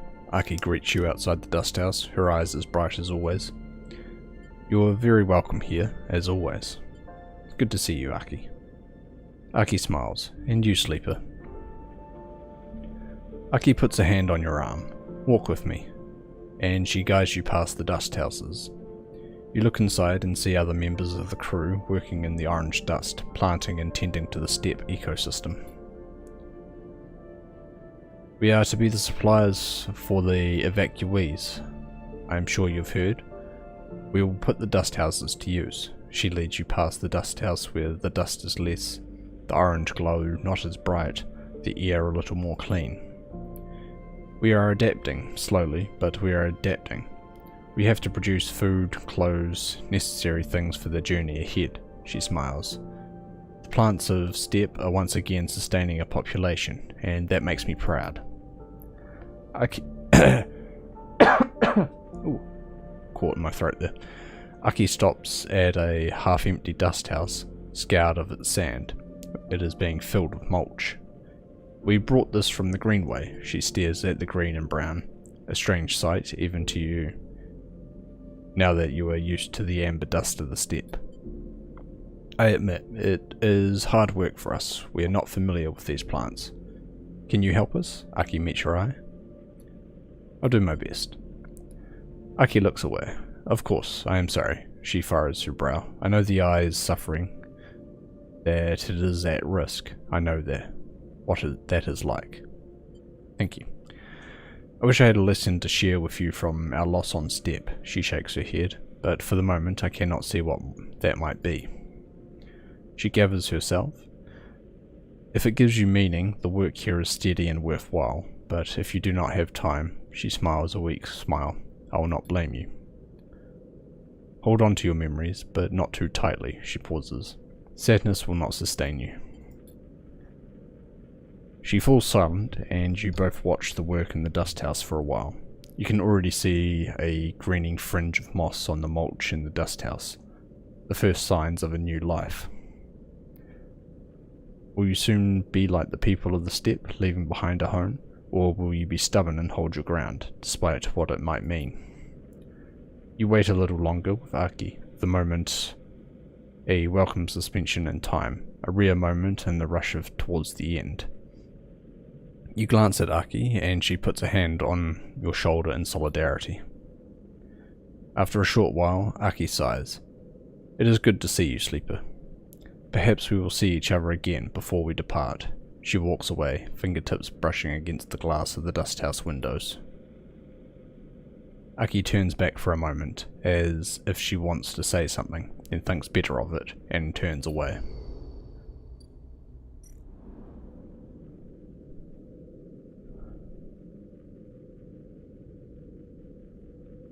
Okay, so we can do some stuff here as well.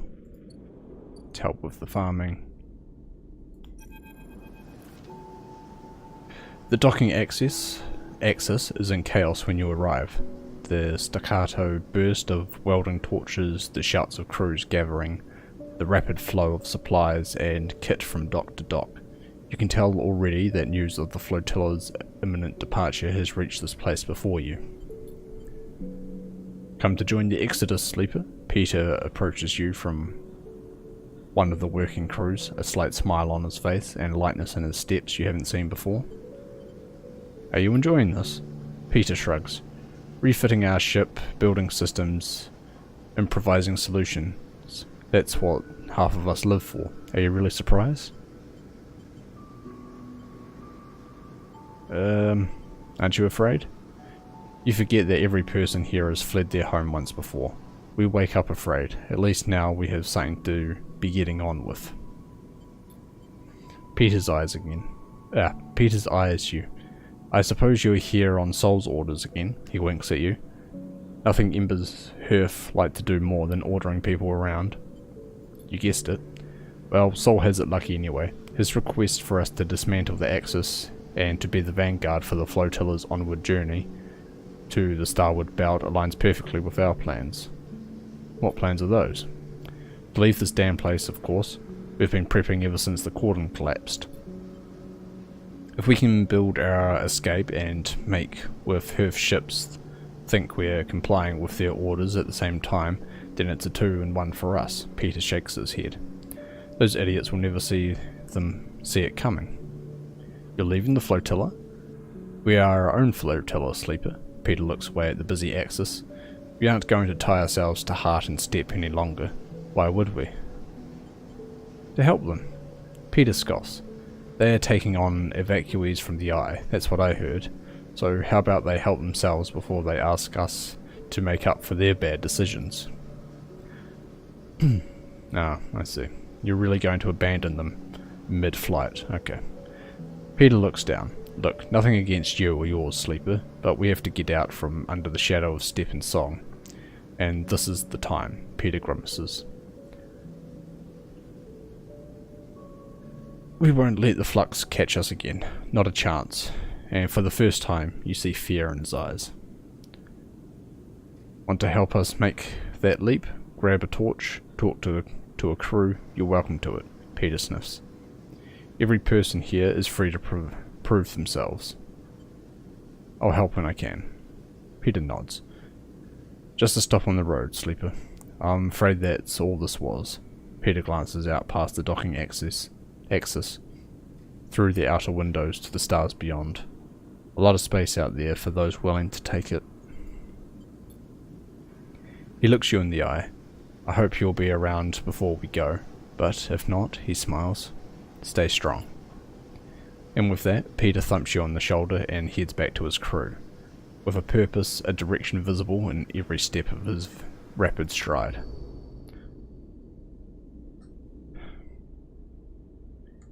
I get it, he's kind of an asshole, but he is looking out for him and his own, primarily.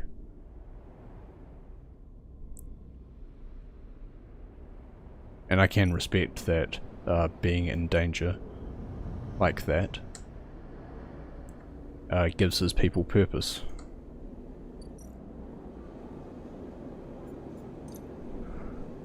Now, I buy mushrooms. Delicious, delicious mushrooms.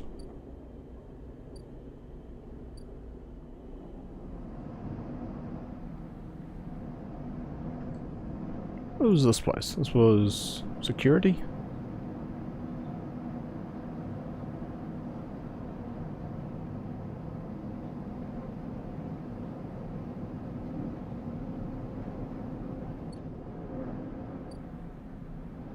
Oh wait, no, it's Havenage. Havenage officers. Yeah, hard to say. Alright.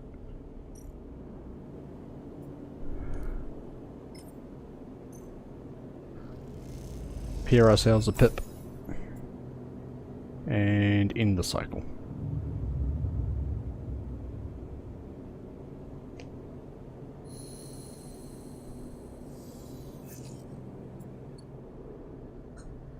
Right, and we continue helping out.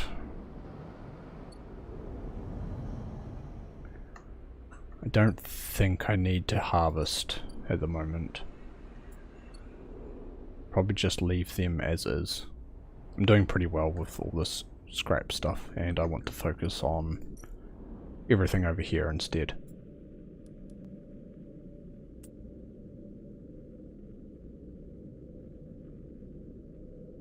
Alright, so Intuit has a better stat.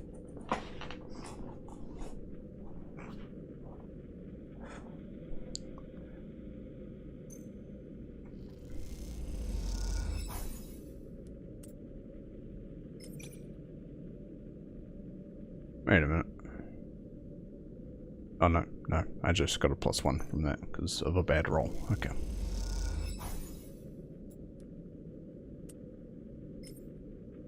It's really sapping all my energy, huh?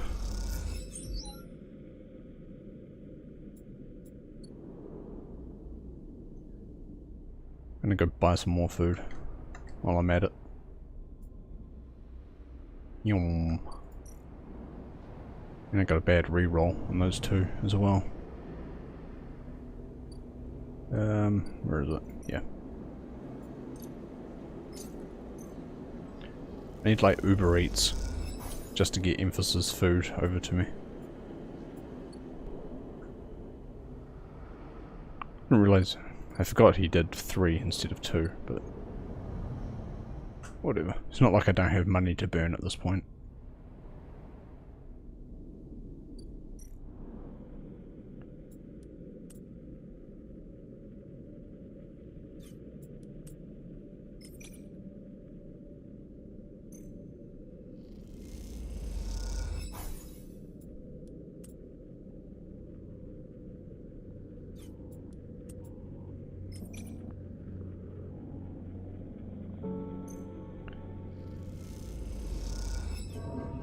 Oh, bad outcome. Okay. Alright, back to Emphasis.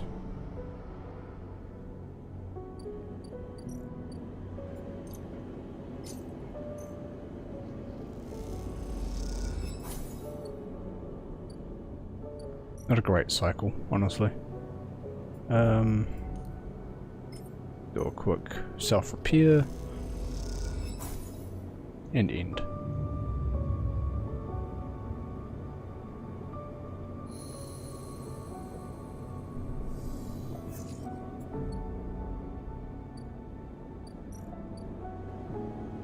Good morning, or whatever the equivalent on a space station is, Emphas. Full belly, nice.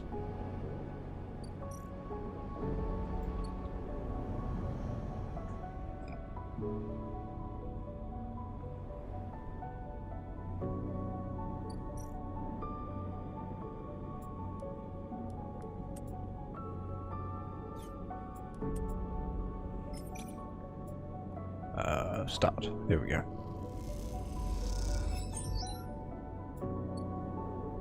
No, I didn't need halfway for just that. Okay. So instead, we'll just put everything we have into greening step currently.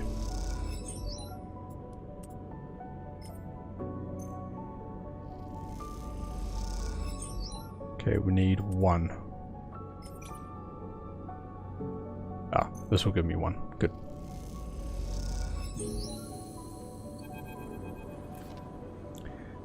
You sit in one corner of the dust house and inspect your work. This dust house, the one where plants from the greenway and some of the steppe species intermingle, has become your favourite.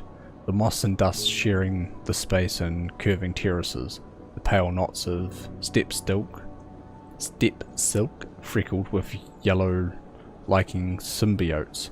It is a hypnotic arrangement. You look down and see the intertwining of fungal threads and dust cake roots, and feel a little glow of pride at what has been achieved. I'm gonna reroll these. 2, come on. You hear the entry lock of the dust house hiss open and assume it's Aki. Turn to greet her. Sleeper, I should have known you'd be here. Rico smiles her warm smile, leaning on her crutch. You must be one of the most green-fingered people on the station. Rico! Now, has it been so long? She smiles a wry smile. No need for any drama. I met some of the steppe refugees in the greenway, and they were gathering plants, and I confronted them. Turns out they were very friendly, she smiles to herself.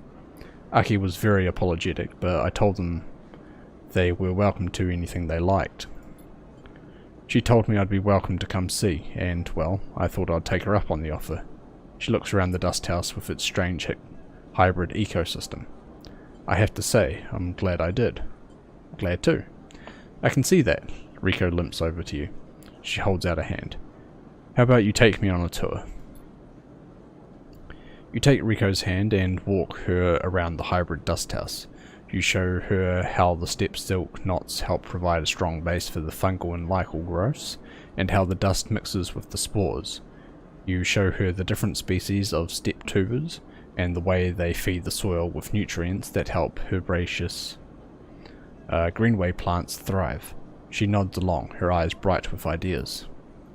She stops after a while and gestures for you to sit together. I know something is happening with the eye, Sleeper. She looks out at the plants. We all felt the flux event hit and everyone is talking about what's next. I came out here to figure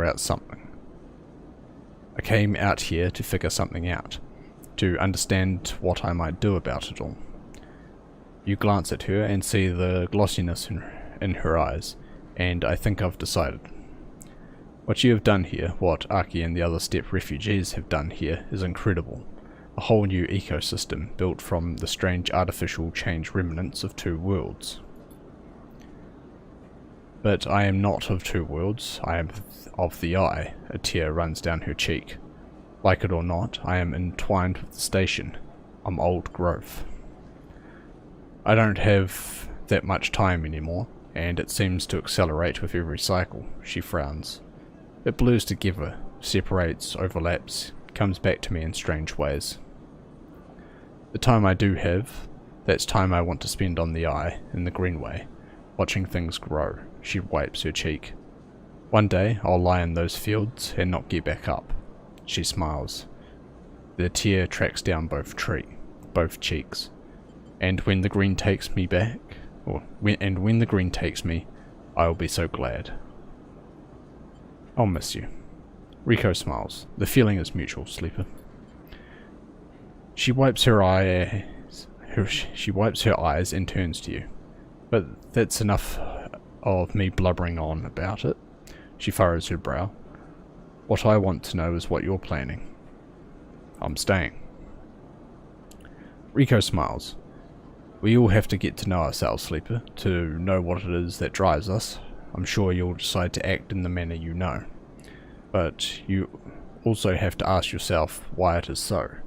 She places a trembling hand on yours. Don't neglect that. Oh, she suddenly lifts both hands. Don't let me forget this. She reaches into her coat and pulls out a transparent bag of sporing club heads, with carefully preserved root systems.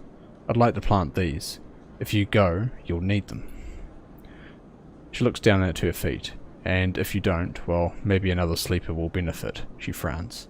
I can offer that at least. Thank you. She nods. Don't thank me. These are yours by right. Rico stands and limps over to a pile of mulch. She delicately takes the club heads out and beds them into the soil there with precise, expert hands. You should go, Sleeper. I'll be a while. She calls back, not looking away from the job at hand. See you around. She says it casually, but there's a note of finality to her speech. See you around. You turn and leave the dust house, cycling through the protective lock back into the cool quiet of the ship. Aki is waiting for you. It's beautiful. She is looking through the observation window and the green reflects in her eyes. The plants look happy together. She spots Rico with her hands in the soil. Ah, the botanist came. She shoots you a look. A friend of yours? More than that. She nods. She speaks beautifully about the greenway. I should go in and welcome her. She pauses. Are you leaving us? For now. Aki sighs. The first of many goodbyes. She suddenly embraces you, wrapping you in her layers of rough cloth. She pulls back. I wish you a steady step and a clear path. She smiles. A farewell from our world. I wish you the same. She nods and smiles one last warm smile, before turning and entering the dust house. You watch as she walks inside, Rico turning with a smile to greet her. She kneels beside the old botanist and you see her pointing to the club heads, asking questions. You are unable to hear them, but despite that you can easily imagine the measured, even tone laced with excitement that Rico is using to explain the club heads, the greenway, and much, much more. You turn, leaving them to their conversations. Your step is light, despite the burdens you carry, and the smile Rico and Aki were sharing is somehow still on your lips as you depart. Cute. Alright, let's help out with these dudes then.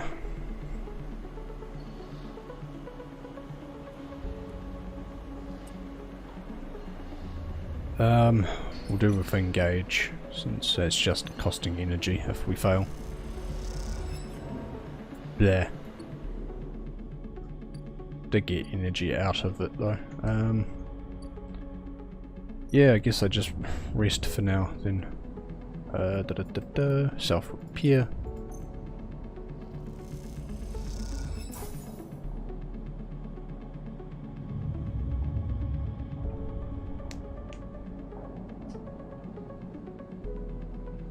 Probably got 2 more cycles of working. Oh my god, that's such bad rolls. Okay. Probably got 2 more cycles of... Well, 2 more good cycles of working here.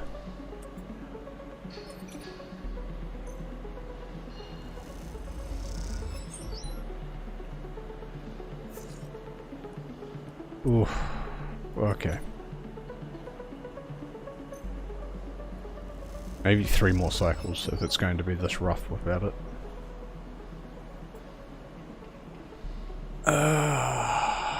There's not a whole lot you can do with like these type of singles. I mean, it's only a 25% of negative outcome, but it's still bloody negative.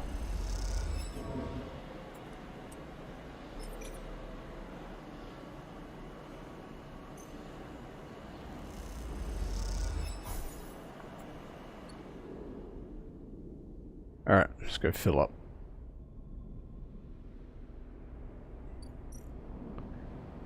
I'd rather lose a bunch of energy than lose a bunch of condition.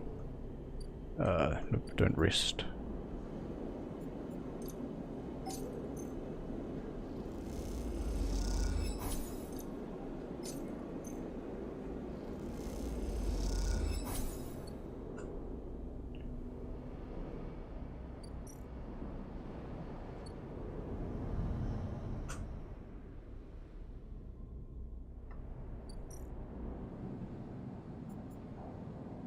Alright, scrap, repair, self,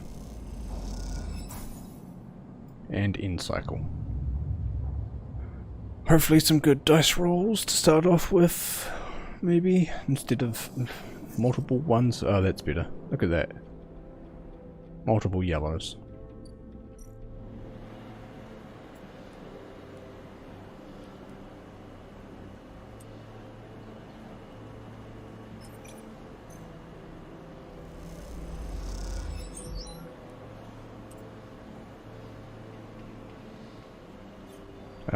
Engineer will give me a chance of getting scrap for self-repair, so continue with that.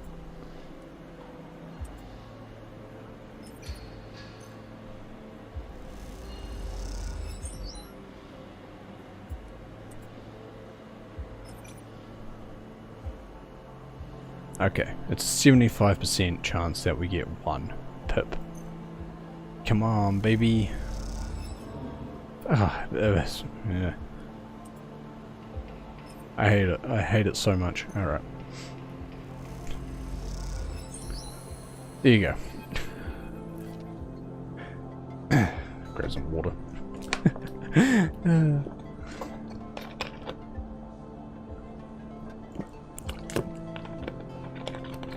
The docking axis is little more than a shell. Everything that could have been pulled from its interior, every arm not used for docking, has been cut away. What remains is a Spartan void with patchwork flooring that allows movement. Piles of unusable material are tucked away in corners, but almost everything else has been cleared out. You haven't seen Peter since you last spoke, and now you are realizing you probably never will. There are plans to be made, escapes to plot, the shadow of Herf to escape. On the cycle the flotilla leaves, these ships will disperse too, the moons of Ember spinning out on different orbits. The chaos has become a quiet diligence now, as the time for departure is so near. Crews cross the axis from ship to ship at speed, bringing supplies or advice, perhaps meeting up to discuss travel vectors in hushed tones, or to debate why they haven't left yet and whether they should. Among these singer crews, recognizable for their specialist clothing and often shorn heads, you see the occasional refugee, a paying passenger or a replacement engineer or pilot perhaps, come from the eye to seek fortune with the singers. Wonder if we'll see our engineer friend here. Most of the crews have 2 or 3 of these additions, some more, and you can't help but wish that whatever reason brings them to throw their lot in with the singer crews, they will have safe passage. You feel a strange attachment to these citizens of the eye, setting out for the first time. And then one of them catches your eye, crossing the axis with a crew, carrying a large bag and looking nervous.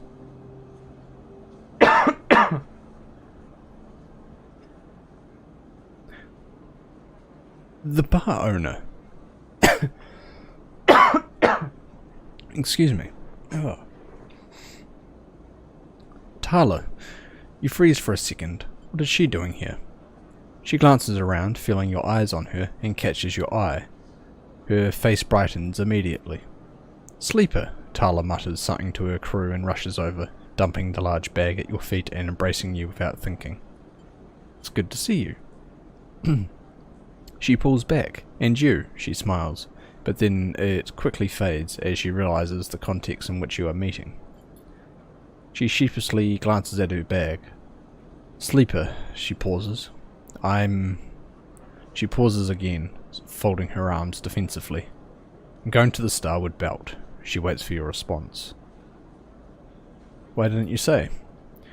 She sighs. You remember me mentioning my family, Sleeper? My brother? You think back to your Griol blurred conversations in the back of the Bantayan.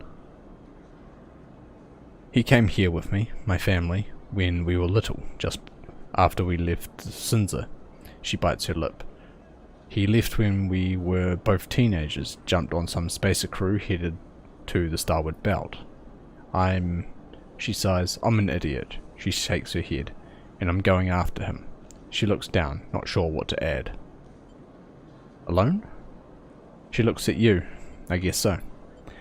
I really don't know if it makes much sense or if it's the right thing, but ever since I heard that was where Refugee Flotilla was going, well, I couldn't stop thinking about him.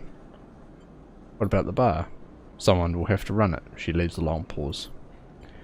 I mean, I can ask Francis. He'd be happy to, or one of the others, she blurts out.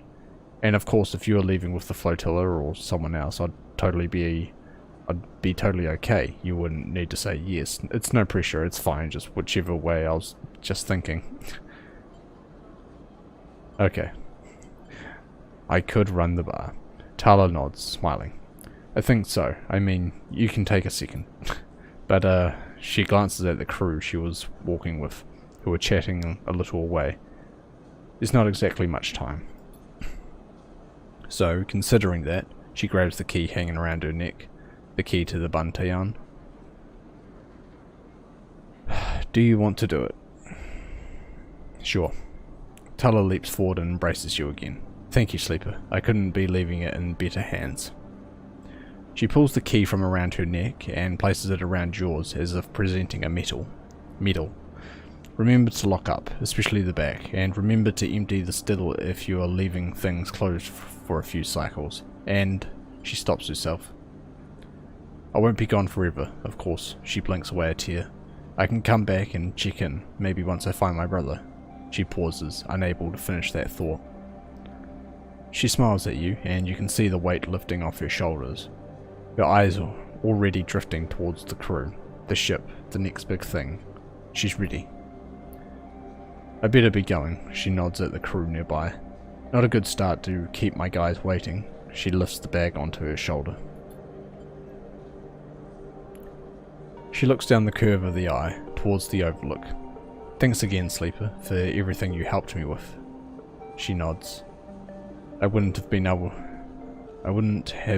able to leave if I hadn't made things work here. She adjusts the bag. Dad wouldn't let me have it. Dad wouldn't have let me. Oh, jeez. Ugh. Goodbye, Tala. She sniffs. Goodbye, Sleeper. Then Tala turns, headed back to the crew who will carry her to the starboard belt. You watch her go, and despite the departure, it is hard to feel sad about Tala. You know her energy will carry her forward, and you hope her brother is somewhere on that bright path. You hold the key in your hand, the metal still a little warm from Tala's body.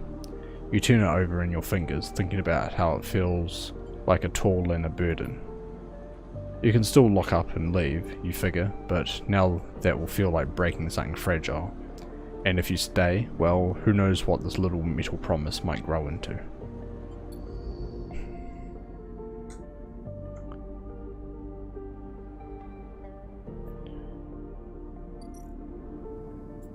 Alright, that's the clock.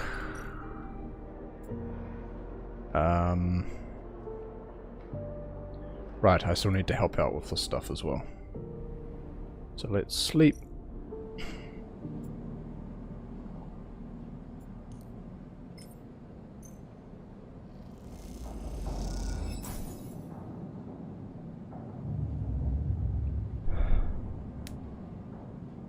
I think I was only supposed to focus on the pilgrim, actually.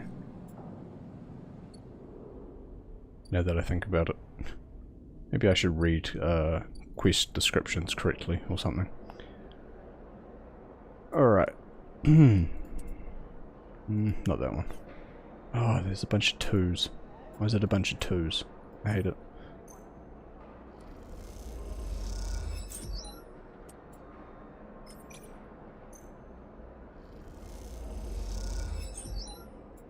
Reroll.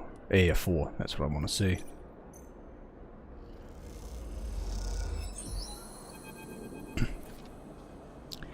They just keep coming. Perhaps the flux event scared enough people that they really believe the eye will collapse. Perhaps they are sick of Havenage or the Council's infighting and the hardliners. Or perhaps they just want to take a chance at something, some new future, a place that is anywhere but here. Whatever it is, the evacuees don't stop. They come on the flotilla shuttles, on their own ships, however they can.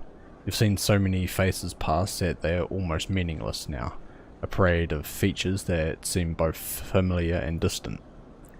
You've been helping people, lifting bags, bringing in supplies, directing them to the berths you helped build. Some of them recoil from your touch, still unfamiliar with sleepers. Others treat you with pity, some with hate, snatching back their bags and storming off. Still, you help. Still, you carry boxes and bags. Nothing can stop you.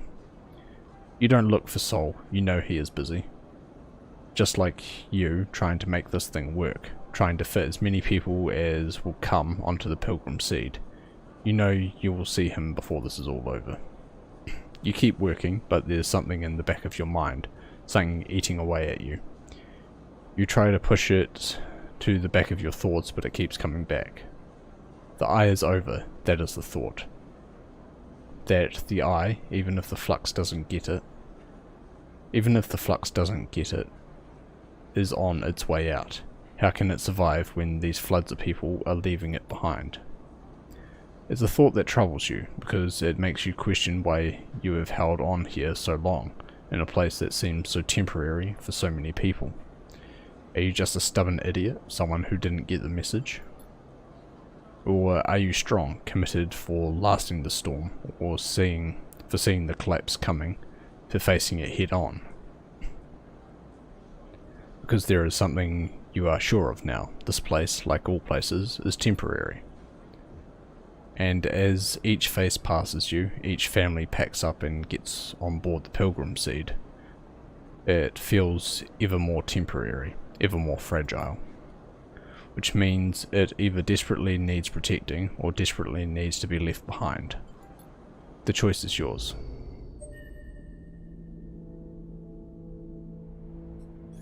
It's just 1 point, I can't do anything with it.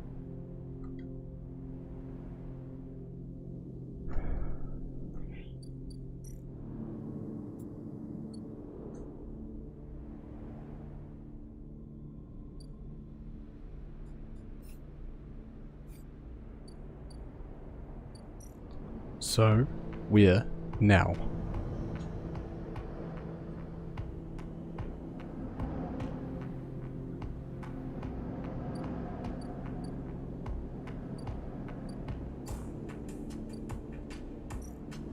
Well, as always, we buy mushrooms. I like to imagine this stuff tastes like Indomie or something. Damn good Indomie. Alright, it's Bliss's Bay, Gimbal Lounge, Capsule. Alright. I think we actually just have to wait for things to happen.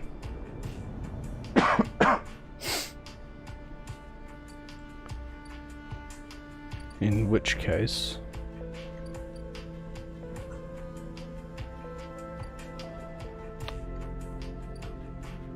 yeah, I guess I'll harvest mushrooms then. Might be able to make another stabilizer while I'm at it.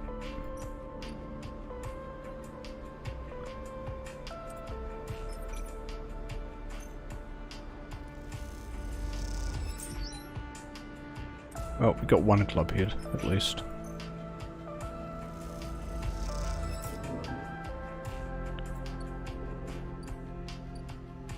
Oy, alright.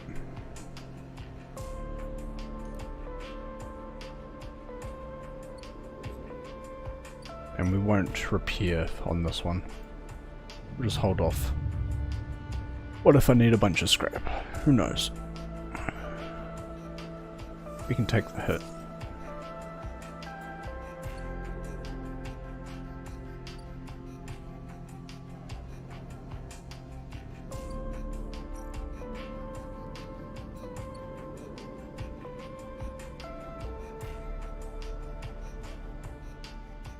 Yep, still nothing else.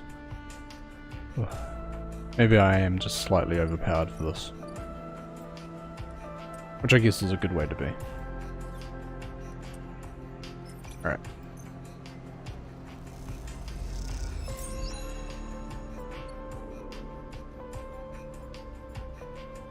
Didn't even give me 2 club heads, come on. Alright.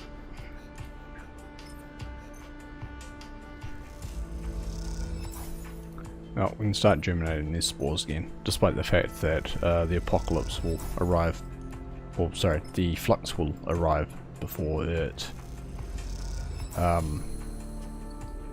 actually takes root and everything. Well, now what do I do? I could just grab scrap, I guess.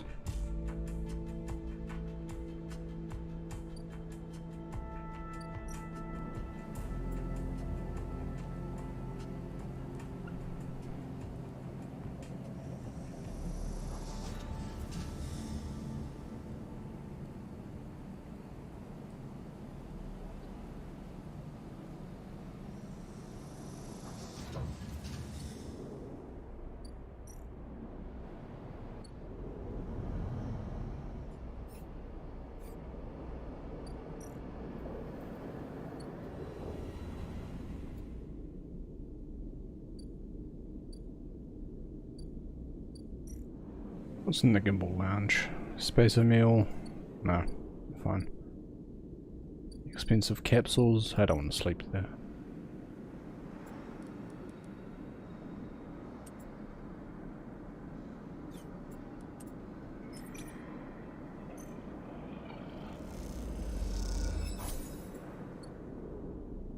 Oh, that went well, I guess. I'm really just killing time now. So I might as well just grab, gather as much scrap as I can for repairs and such. Go to the wastes.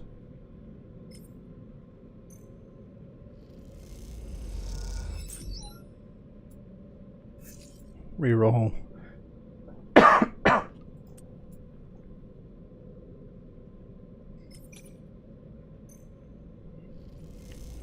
It is scrap cost, isn't it? Or condition cost if things go poorly. Oh, that's poor. No, I don't want to do that. That's bad. Let's not do that one.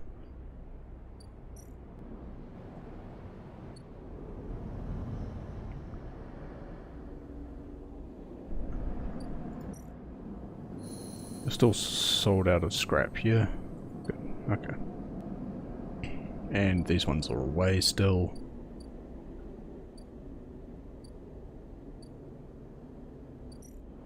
We can work this restaurant and get some energy as well.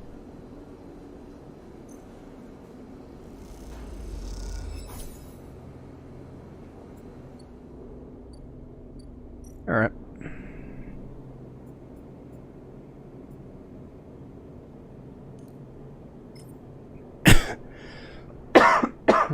Oh, excuse me. And we'll use a stabilizer just in case we need the scrap for something.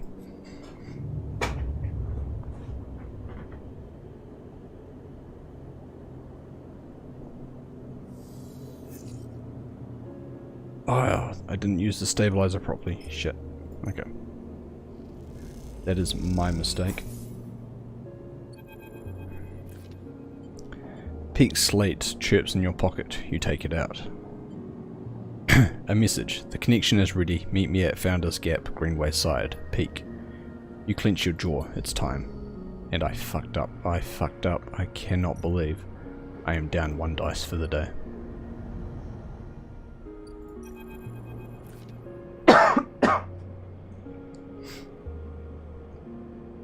You find Peak waiting near where you first met at the entrance to the docking tunnel for Founders Ferry.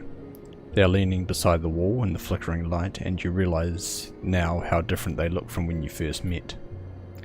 There is a darkness around their eyes, a sense of exhaustion to their pose, but also a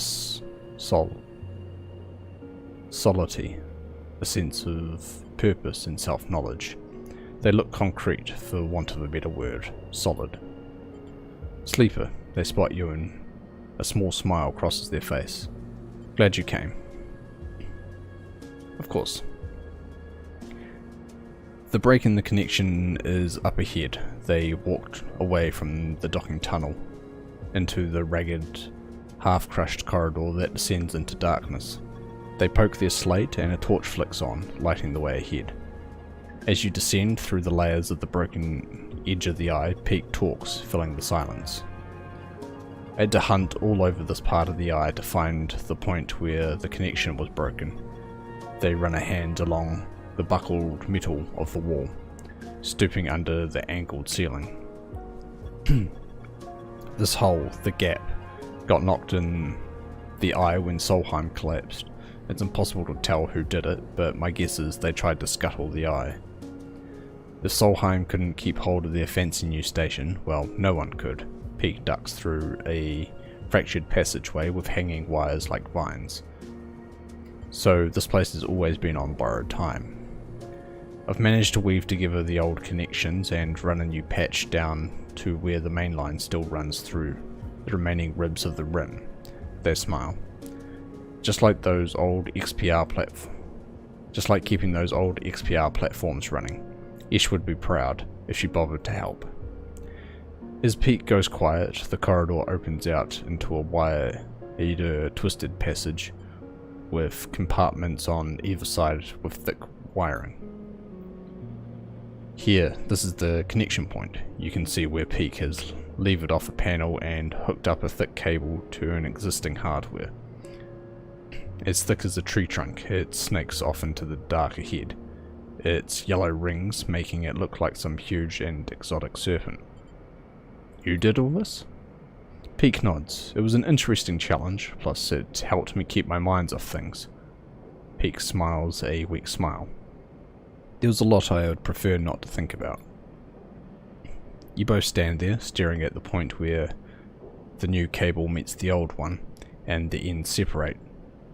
Fitted with multi-pin male and female connectors and braced inside a metal framework with a scissoring mechanism. Bringing them together, seal them, and the Greenway will be connected to the rest of the eye for the first time in decades. Peak shifts their weight onto one hip, pushing their hair out of their eyes. I feel like this should be more monumentous, like there should be some ritual or ceremony. They pause. Or someone should stop us from doing this crazy thing. Just do it.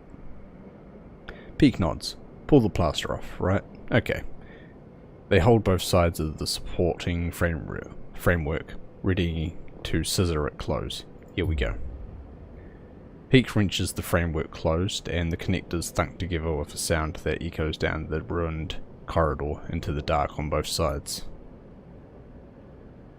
Both you and Peak wait with bated breath, unsure what it is you're waiting for.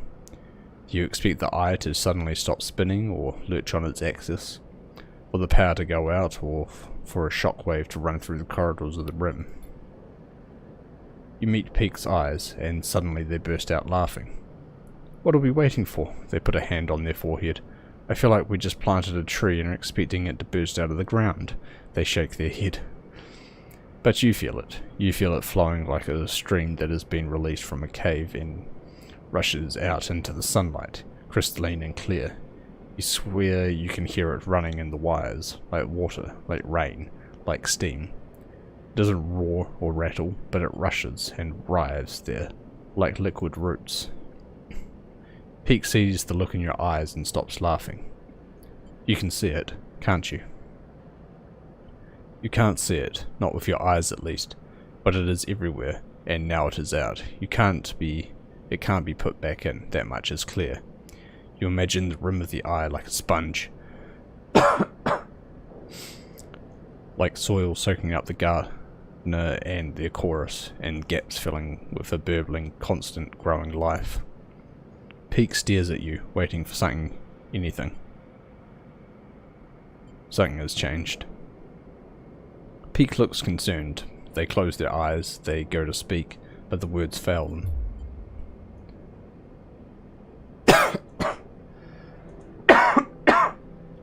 Excuse me. I don't think I've done this type of text heavy stuff since Road Warden, so it's been a couple of weeks.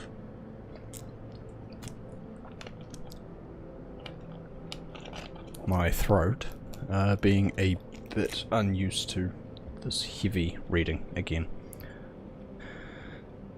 Suddenly, Peak's sleep chirps. They jump and scramble for it, almost dropping it in the process. But when they stare at it, a look of confusion crosses their face. What happened? Peak's mouth falls open. It's Ish, they swallow. She's leaving. She's leaving. They look at you with panic. Before you can speak, they have turned away and are moving back up the passageway, back towards the entrance. Peak! They don't turn, don't respond, and you watch their silhouette, lit by their slate's torch, disappear rapidly around a corner. You take out the slate Peak gave you and turn on the torch. The wires all around you look like pale roots in the harsh light, and you turn away from them. They are the gardeners now. You work your way back through the corridors, retracing your steps. You imagine Peak, panicked, running towards the cordon, realizing that their greatest fear has come to pass. You wonder if they'll be able to persuade Ish to stay. If Ish is going, you think, then the flotilla must be leaving too. The thought makes you shiver in the darkness, and you push it away. You're not ready. You focus on avoiding the hanging wires, the low ceilings, and make your way back out into the lit corridors of the Founders Ferry's dock. Castor is waiting for you. He holds up his hands. Now, Sleeper, no need to fear, he raises his eyebrow. I understand now that it was my mistake to try and force you. Miscalculation. Get lost. I understand you are angry. That is a reasonable reaction. He pushes his glasses up his nose.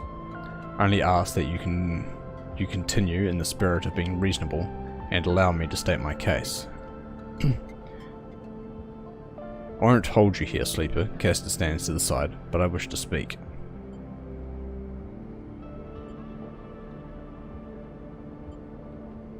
Leave. There is nothing Castor can say that you want to hear. He speaks for Senatster and they have no hold on you. You approach Castor. As you approach, he speaks quietly, an urgent whisper. I do not wish to see you lost. You are of great value if you ever want to see that realized. You push past, ignoring him, and his voice fades. The last you see of him is his slow nod, perhaps a mark of resignation, or just another deferential gesture aimed at manipulating your response. It doesn't matter either way, you're done with him. You head towards the cordon, peak in the flotilla in the in the forefront of your mind.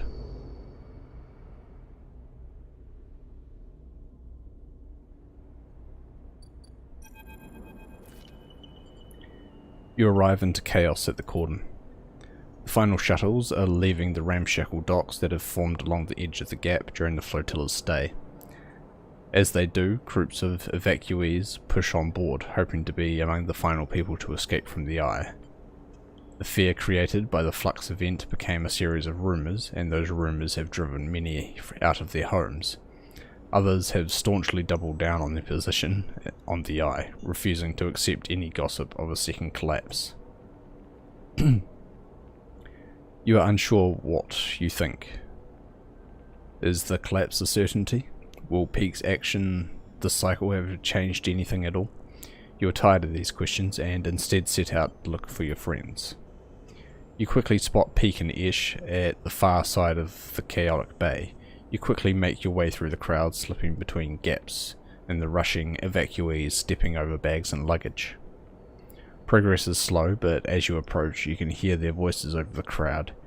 You try to push closer, but there are many evacuees gathered around them in their shuttle. You've made your decision, Peak, and it puts you against me. Ooh, rough. Ish is standing with one foot on the boarding ramp while Peak argues with her. The evacuees are eyeing them, eager to intervene but intimidated by Ish's evident strength and attitude. Ish, it doesn't have to be like this. Peak looks desperate, tear tracks already on their cheeks. We can find a way. Ish shakes her head. I have always protected you, Peak. I have taken you under my wing. But I understand that you are not mine to control, and you have chosen to be here and not with me, despite everything. I have chosen to stop running, Peak cries out in frustration. You can choose to stop running too. We can stay here and try to live. Don't you remember what it feels like to live, Ish? Ish turns away. I remember what it was like to live on Hawthorne, what it was like to be worried for your safety every cycle, to live under the control of my mother, of the administration, to work to maintain something that no one wanted, no one needed, so that our corporation could maintain a foothold in this system. You talk as if this place, in the very same system, is any different. What is there here but the same grind for other masters, for employers, administrators, for those who gain from our struggles? There may not be a corporation controlling the Eye, but there is control, there is power and action here. So what then? Peak shouts. You run from anyone or everyone who could ever be close to you in search of freedom, in search of some perfect place where no one has power over you. Peak is crying openly now. I want to be part of something, Ish, even if it is broken and suffering, even if it cannot be free. Ish pauses and takes a deep breath. She nods, her eyes closed. This isn't Hawthorne anymore. We aren't tied by our childhood or by our shared need to escape. We are both just people in the system. She opens her eyes. I release you, Peak. You are free of me. Ish, please. They hold out a hand. There is a life here if you want it. Ish turns and smiles at Peak. Her eyes wet now too. Then you live it for me, Peak. I can't. And she climbs up the boarding ramp, the evacuees taking their chance to climb on board too. You watch as the shuttle closes its ramp, lifts off and leaves the bay. The crowds are dispersing now, as they get onto the shuffle or say their goodbyes and move back into the main part of the cordon. You push past the last of them to reach Peak. Peak doesn't turn as you come closer. Sleeper, Isha's gone. She chose to leave. Peak nods. I've known her my whole life, they wipe their face. But since we arrived, we've been going different directions. They turn to face you. I'll miss the briar, but she'll serve Ish well, I know that. Sleeper, the shout takes you by surprise, and as you turn, you see Sol coming across the bay towards you, the last two shuttles loading up behind him. He reaches you, his suit hissing as he does. I can't believe you'd make an old man run across the bay to get you. He pauses to take a breath. The singers have gone. They left at the start of the cycle. They broke away from the flotilla. You smile as you think of Tala, safely cradled within one of those singer ships, on her way to the starward belt, and hopefully a reunion with her brother. Godspeed, Tala. What are you smiling at? Sol interrupts your thoughts. They've forced our hand. We have to leave now. Sol shakes his head. If we follow close enough behind, maybe they'll end up being our scouts anyway. I reckon any hostile spaces out there will give them a wide berth. Pilgrim Seed will need a little time to make our way out of the cordon, but I'm heading back now to get us started. Thankfully, the step ships are sticking with us, so we'll be plenty supplied for the journey to the belt. He pauses. Anyway, I didn't plod all the way over here to tell you that. Sol looks between you and Peak with a raised eyebrow. It's now or never, Sleeper. I'm good to my word and kept a berth for you, but this is your last chance to take it. He scratches at his beard. Make a call. You glance at the flotilla beyond the bay, beautiful in the light of Helion's sun. You think of the long journey to the starward belt, of the people inside the Pilgrim Seed, of the possible futures that await. Then you think of the people here on the eye, of Peak beside you, of the Bantayan, of Tala, and the key that hangs around your neck, of promises and possibilities. And we are staying. You open your mouth to speak and realize this is the final time you will make this choice. You have to be sure. I'm staying. You say the words, and the moment you do, the weight of it all seems to descend on you. You stumble a little, and then stand straight, refusing to be crushed. You feel a tightness in your chest, and a haze blurring your thoughts. Sol nods. Good luck, he sighs. You'll need it. He grips your shoulder and meets your eye. In the haze, his pitted and rough hands feel so real, so detailed, that it grounds you. And then it is gone, and Sol goes with it, quickly moving to the waiting shuttle.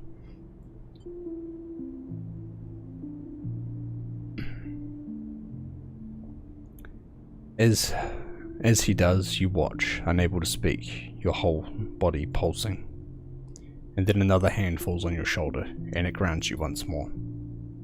You turn to see Peak's bright eyes. Let's go, Sleeper. Could you imagine if I left after all that, and Peak was just here alone, with nobody? That would be awful. You nod, and seeing how unsteady you are on your feet, Peak puts an arm around you and steers you towards the entrance of the bay.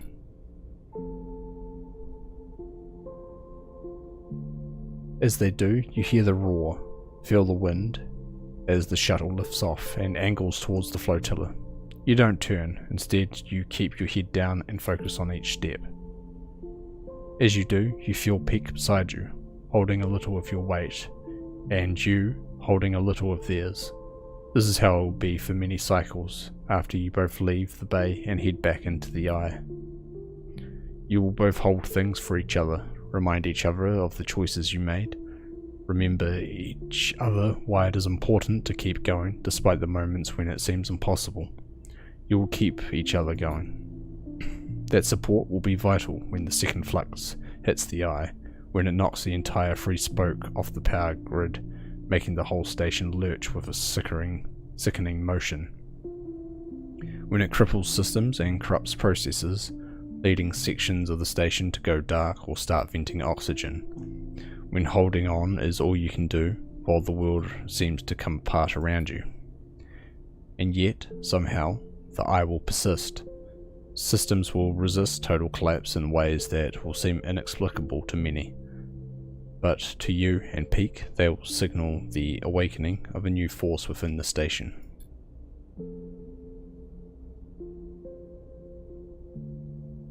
That new force will bring with it new challenges and new possibilities in equal measure.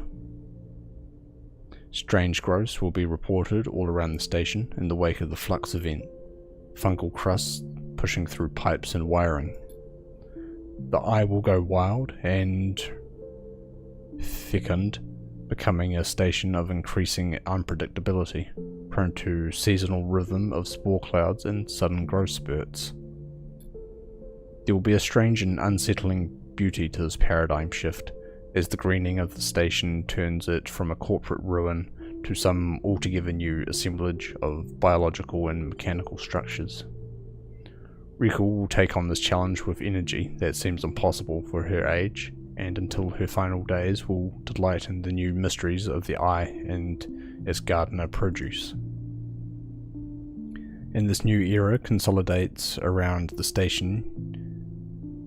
And as this new era consolidates around the station, you'll find yourself in the Bantayan, most cycles working to keep the place alive. The cycle where you invite Emphas to come make use of a kitchen will go from a one-off event to a regular occurrence, and soon the Bantayan will be filled with spaces eager to try the best preparations of the station's now abundant mushrooms. And on occasion, after a long shift at the Bantayan, you will hear the sound of the stray mewling. Oh, the cat, yes. And you will crumble up some food and sit and watch the cat eat, as it is the only thing in your world that matters. However, into all this newness, the bad old ways will still intrude. Senetstat, frustrated by the eye's resilience, will begin to send more physical threats, and supplier ships and traders will suddenly stop arriving, stopped by a blockade of corporate militia. Life on the Eye will be punctuated by wide-channel broadcasts from Senetstat, stating legal precedents and quoting deeds of ownership, staking a claim on the system. Meanwhile, Havenage's hardliners will fizzle out, losing their grip on the Havenage Council. In their wake, Helen will spearhead a series of reforms that will scale back Havenage's overreach, returning them to the caretaker role they had always intended to fulfill. As the cycles roll on and the threats gather, new broadcasts will join them, sent by Conway extractions, making counterclaims on assets within the Helion system, and many on the Eye will grow quiet, losing their appetite for debating these political machinations as they tilt inexorably towards a corporate war. And ever on, the Eye will spin, growing now in strange ways, wanted by strange new growths, and hosting cultures of increasing resilience. As the Helion system descends into crisis, you will find comfort in the fungal patterns and the familiar conversations, the spices and the smells that will accumulate around you as your body continues its unavoidable decay. They settle around you like a veil, and in time it will be impossible to see the Eye without seeing its many variants and versions, pasts and potential futures. And this masking of the world will mark your approaching end. And one cycle, far from now, that accumulation of memories, of tastes, of people and places and moments will be the last thing you let go of. But for now, there is only you and Peak, arms around each other, walking slowly out of the bay, two figures born of crippled systems, linked together, continuing despite your origins. And in this frozen moment, you focus only on your next step, because that is the only way you have learnt to persist. And to persist is to believe that a future, any future at all, is possible.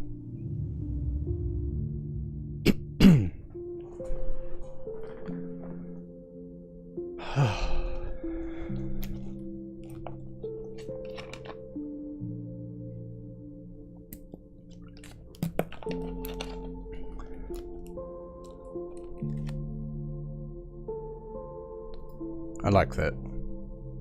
I like that they just continue to... They continue to go despite corporate bullshittiness. You know? I can respect that. So that's my ideal ending. So I'm going to see what the other ending is because, you know, I want to see it. Gotta see it for the content.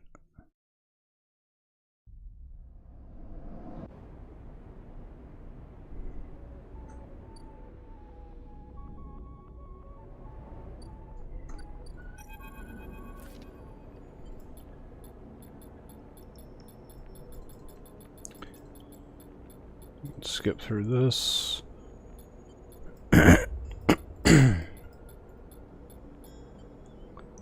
Leave. I'm leaving. Here we go. Soul nods. Come on then, let's go. You freeze for a moment, feeling Peak's presence beside you, and the moment to speak disappears. Good luck, Peak. Peak nods. You too. They manage to squeeze out the words before going silent. And then you are walking with Soul across the bay, almost without trying, your step light and your head spinning. Soul grips your hand to help you up onto the shuttle ramp, and as he does, you feel the thick texture of his worn hands in great detail, as if you were touching some created landscape. You grip them tightly as you get on board. As the ramp begins to close, you see Peak watching in the distance, their face half covered by their hair. They raise a hand in farewell, and as they do, you see something in their expression that you can't quite place. A sense of determination perhaps, or a compressed anger.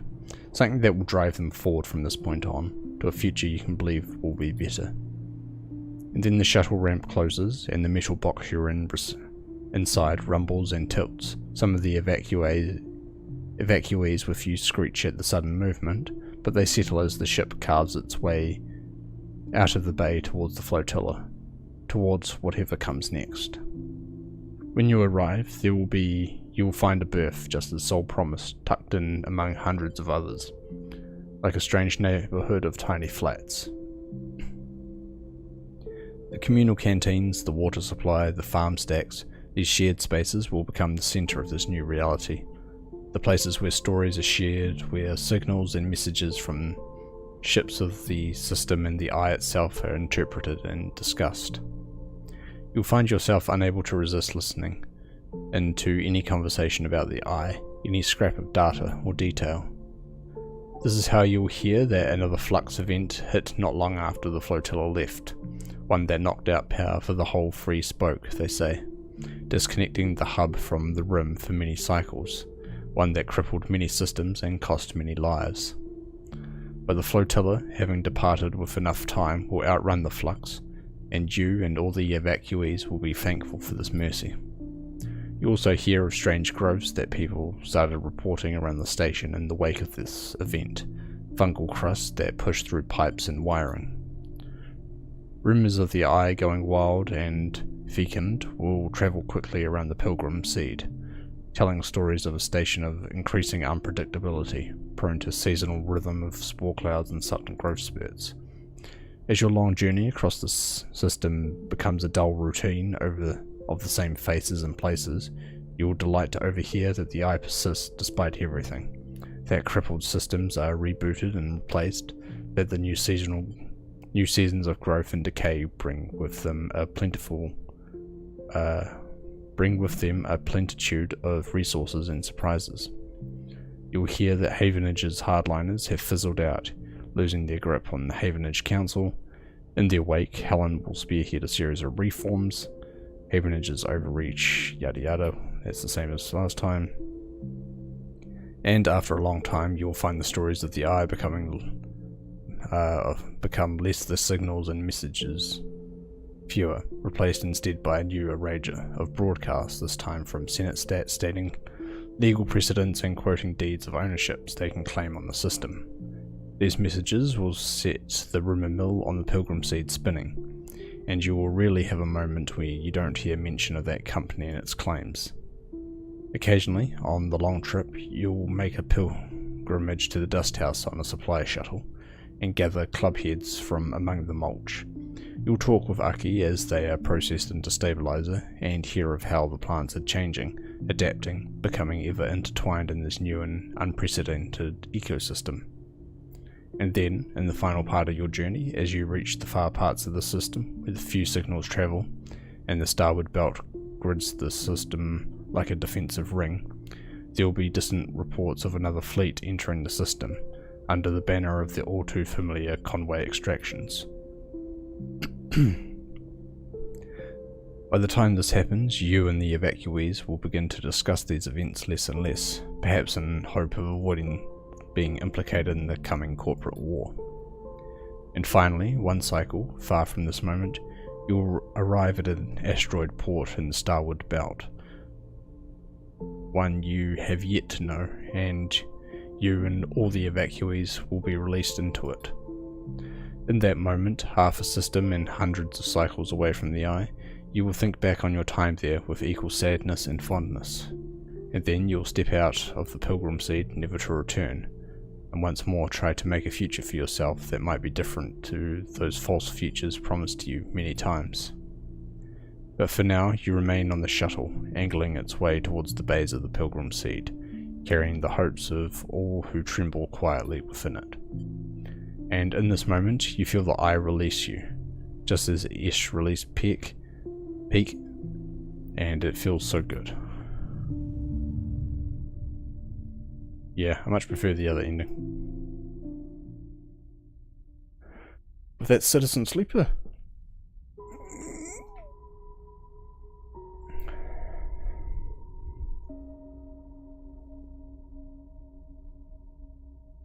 Oh, that didn't take too long to get through. I'm glad. I was really hoping it wasn't going to end up being 2 streams. But as always, thank you for watching, and I'll see you tomorrow for, I believe it's Grandia tomorrow. I put that on my non-gym days for extra streaming time. So until then, bye bye.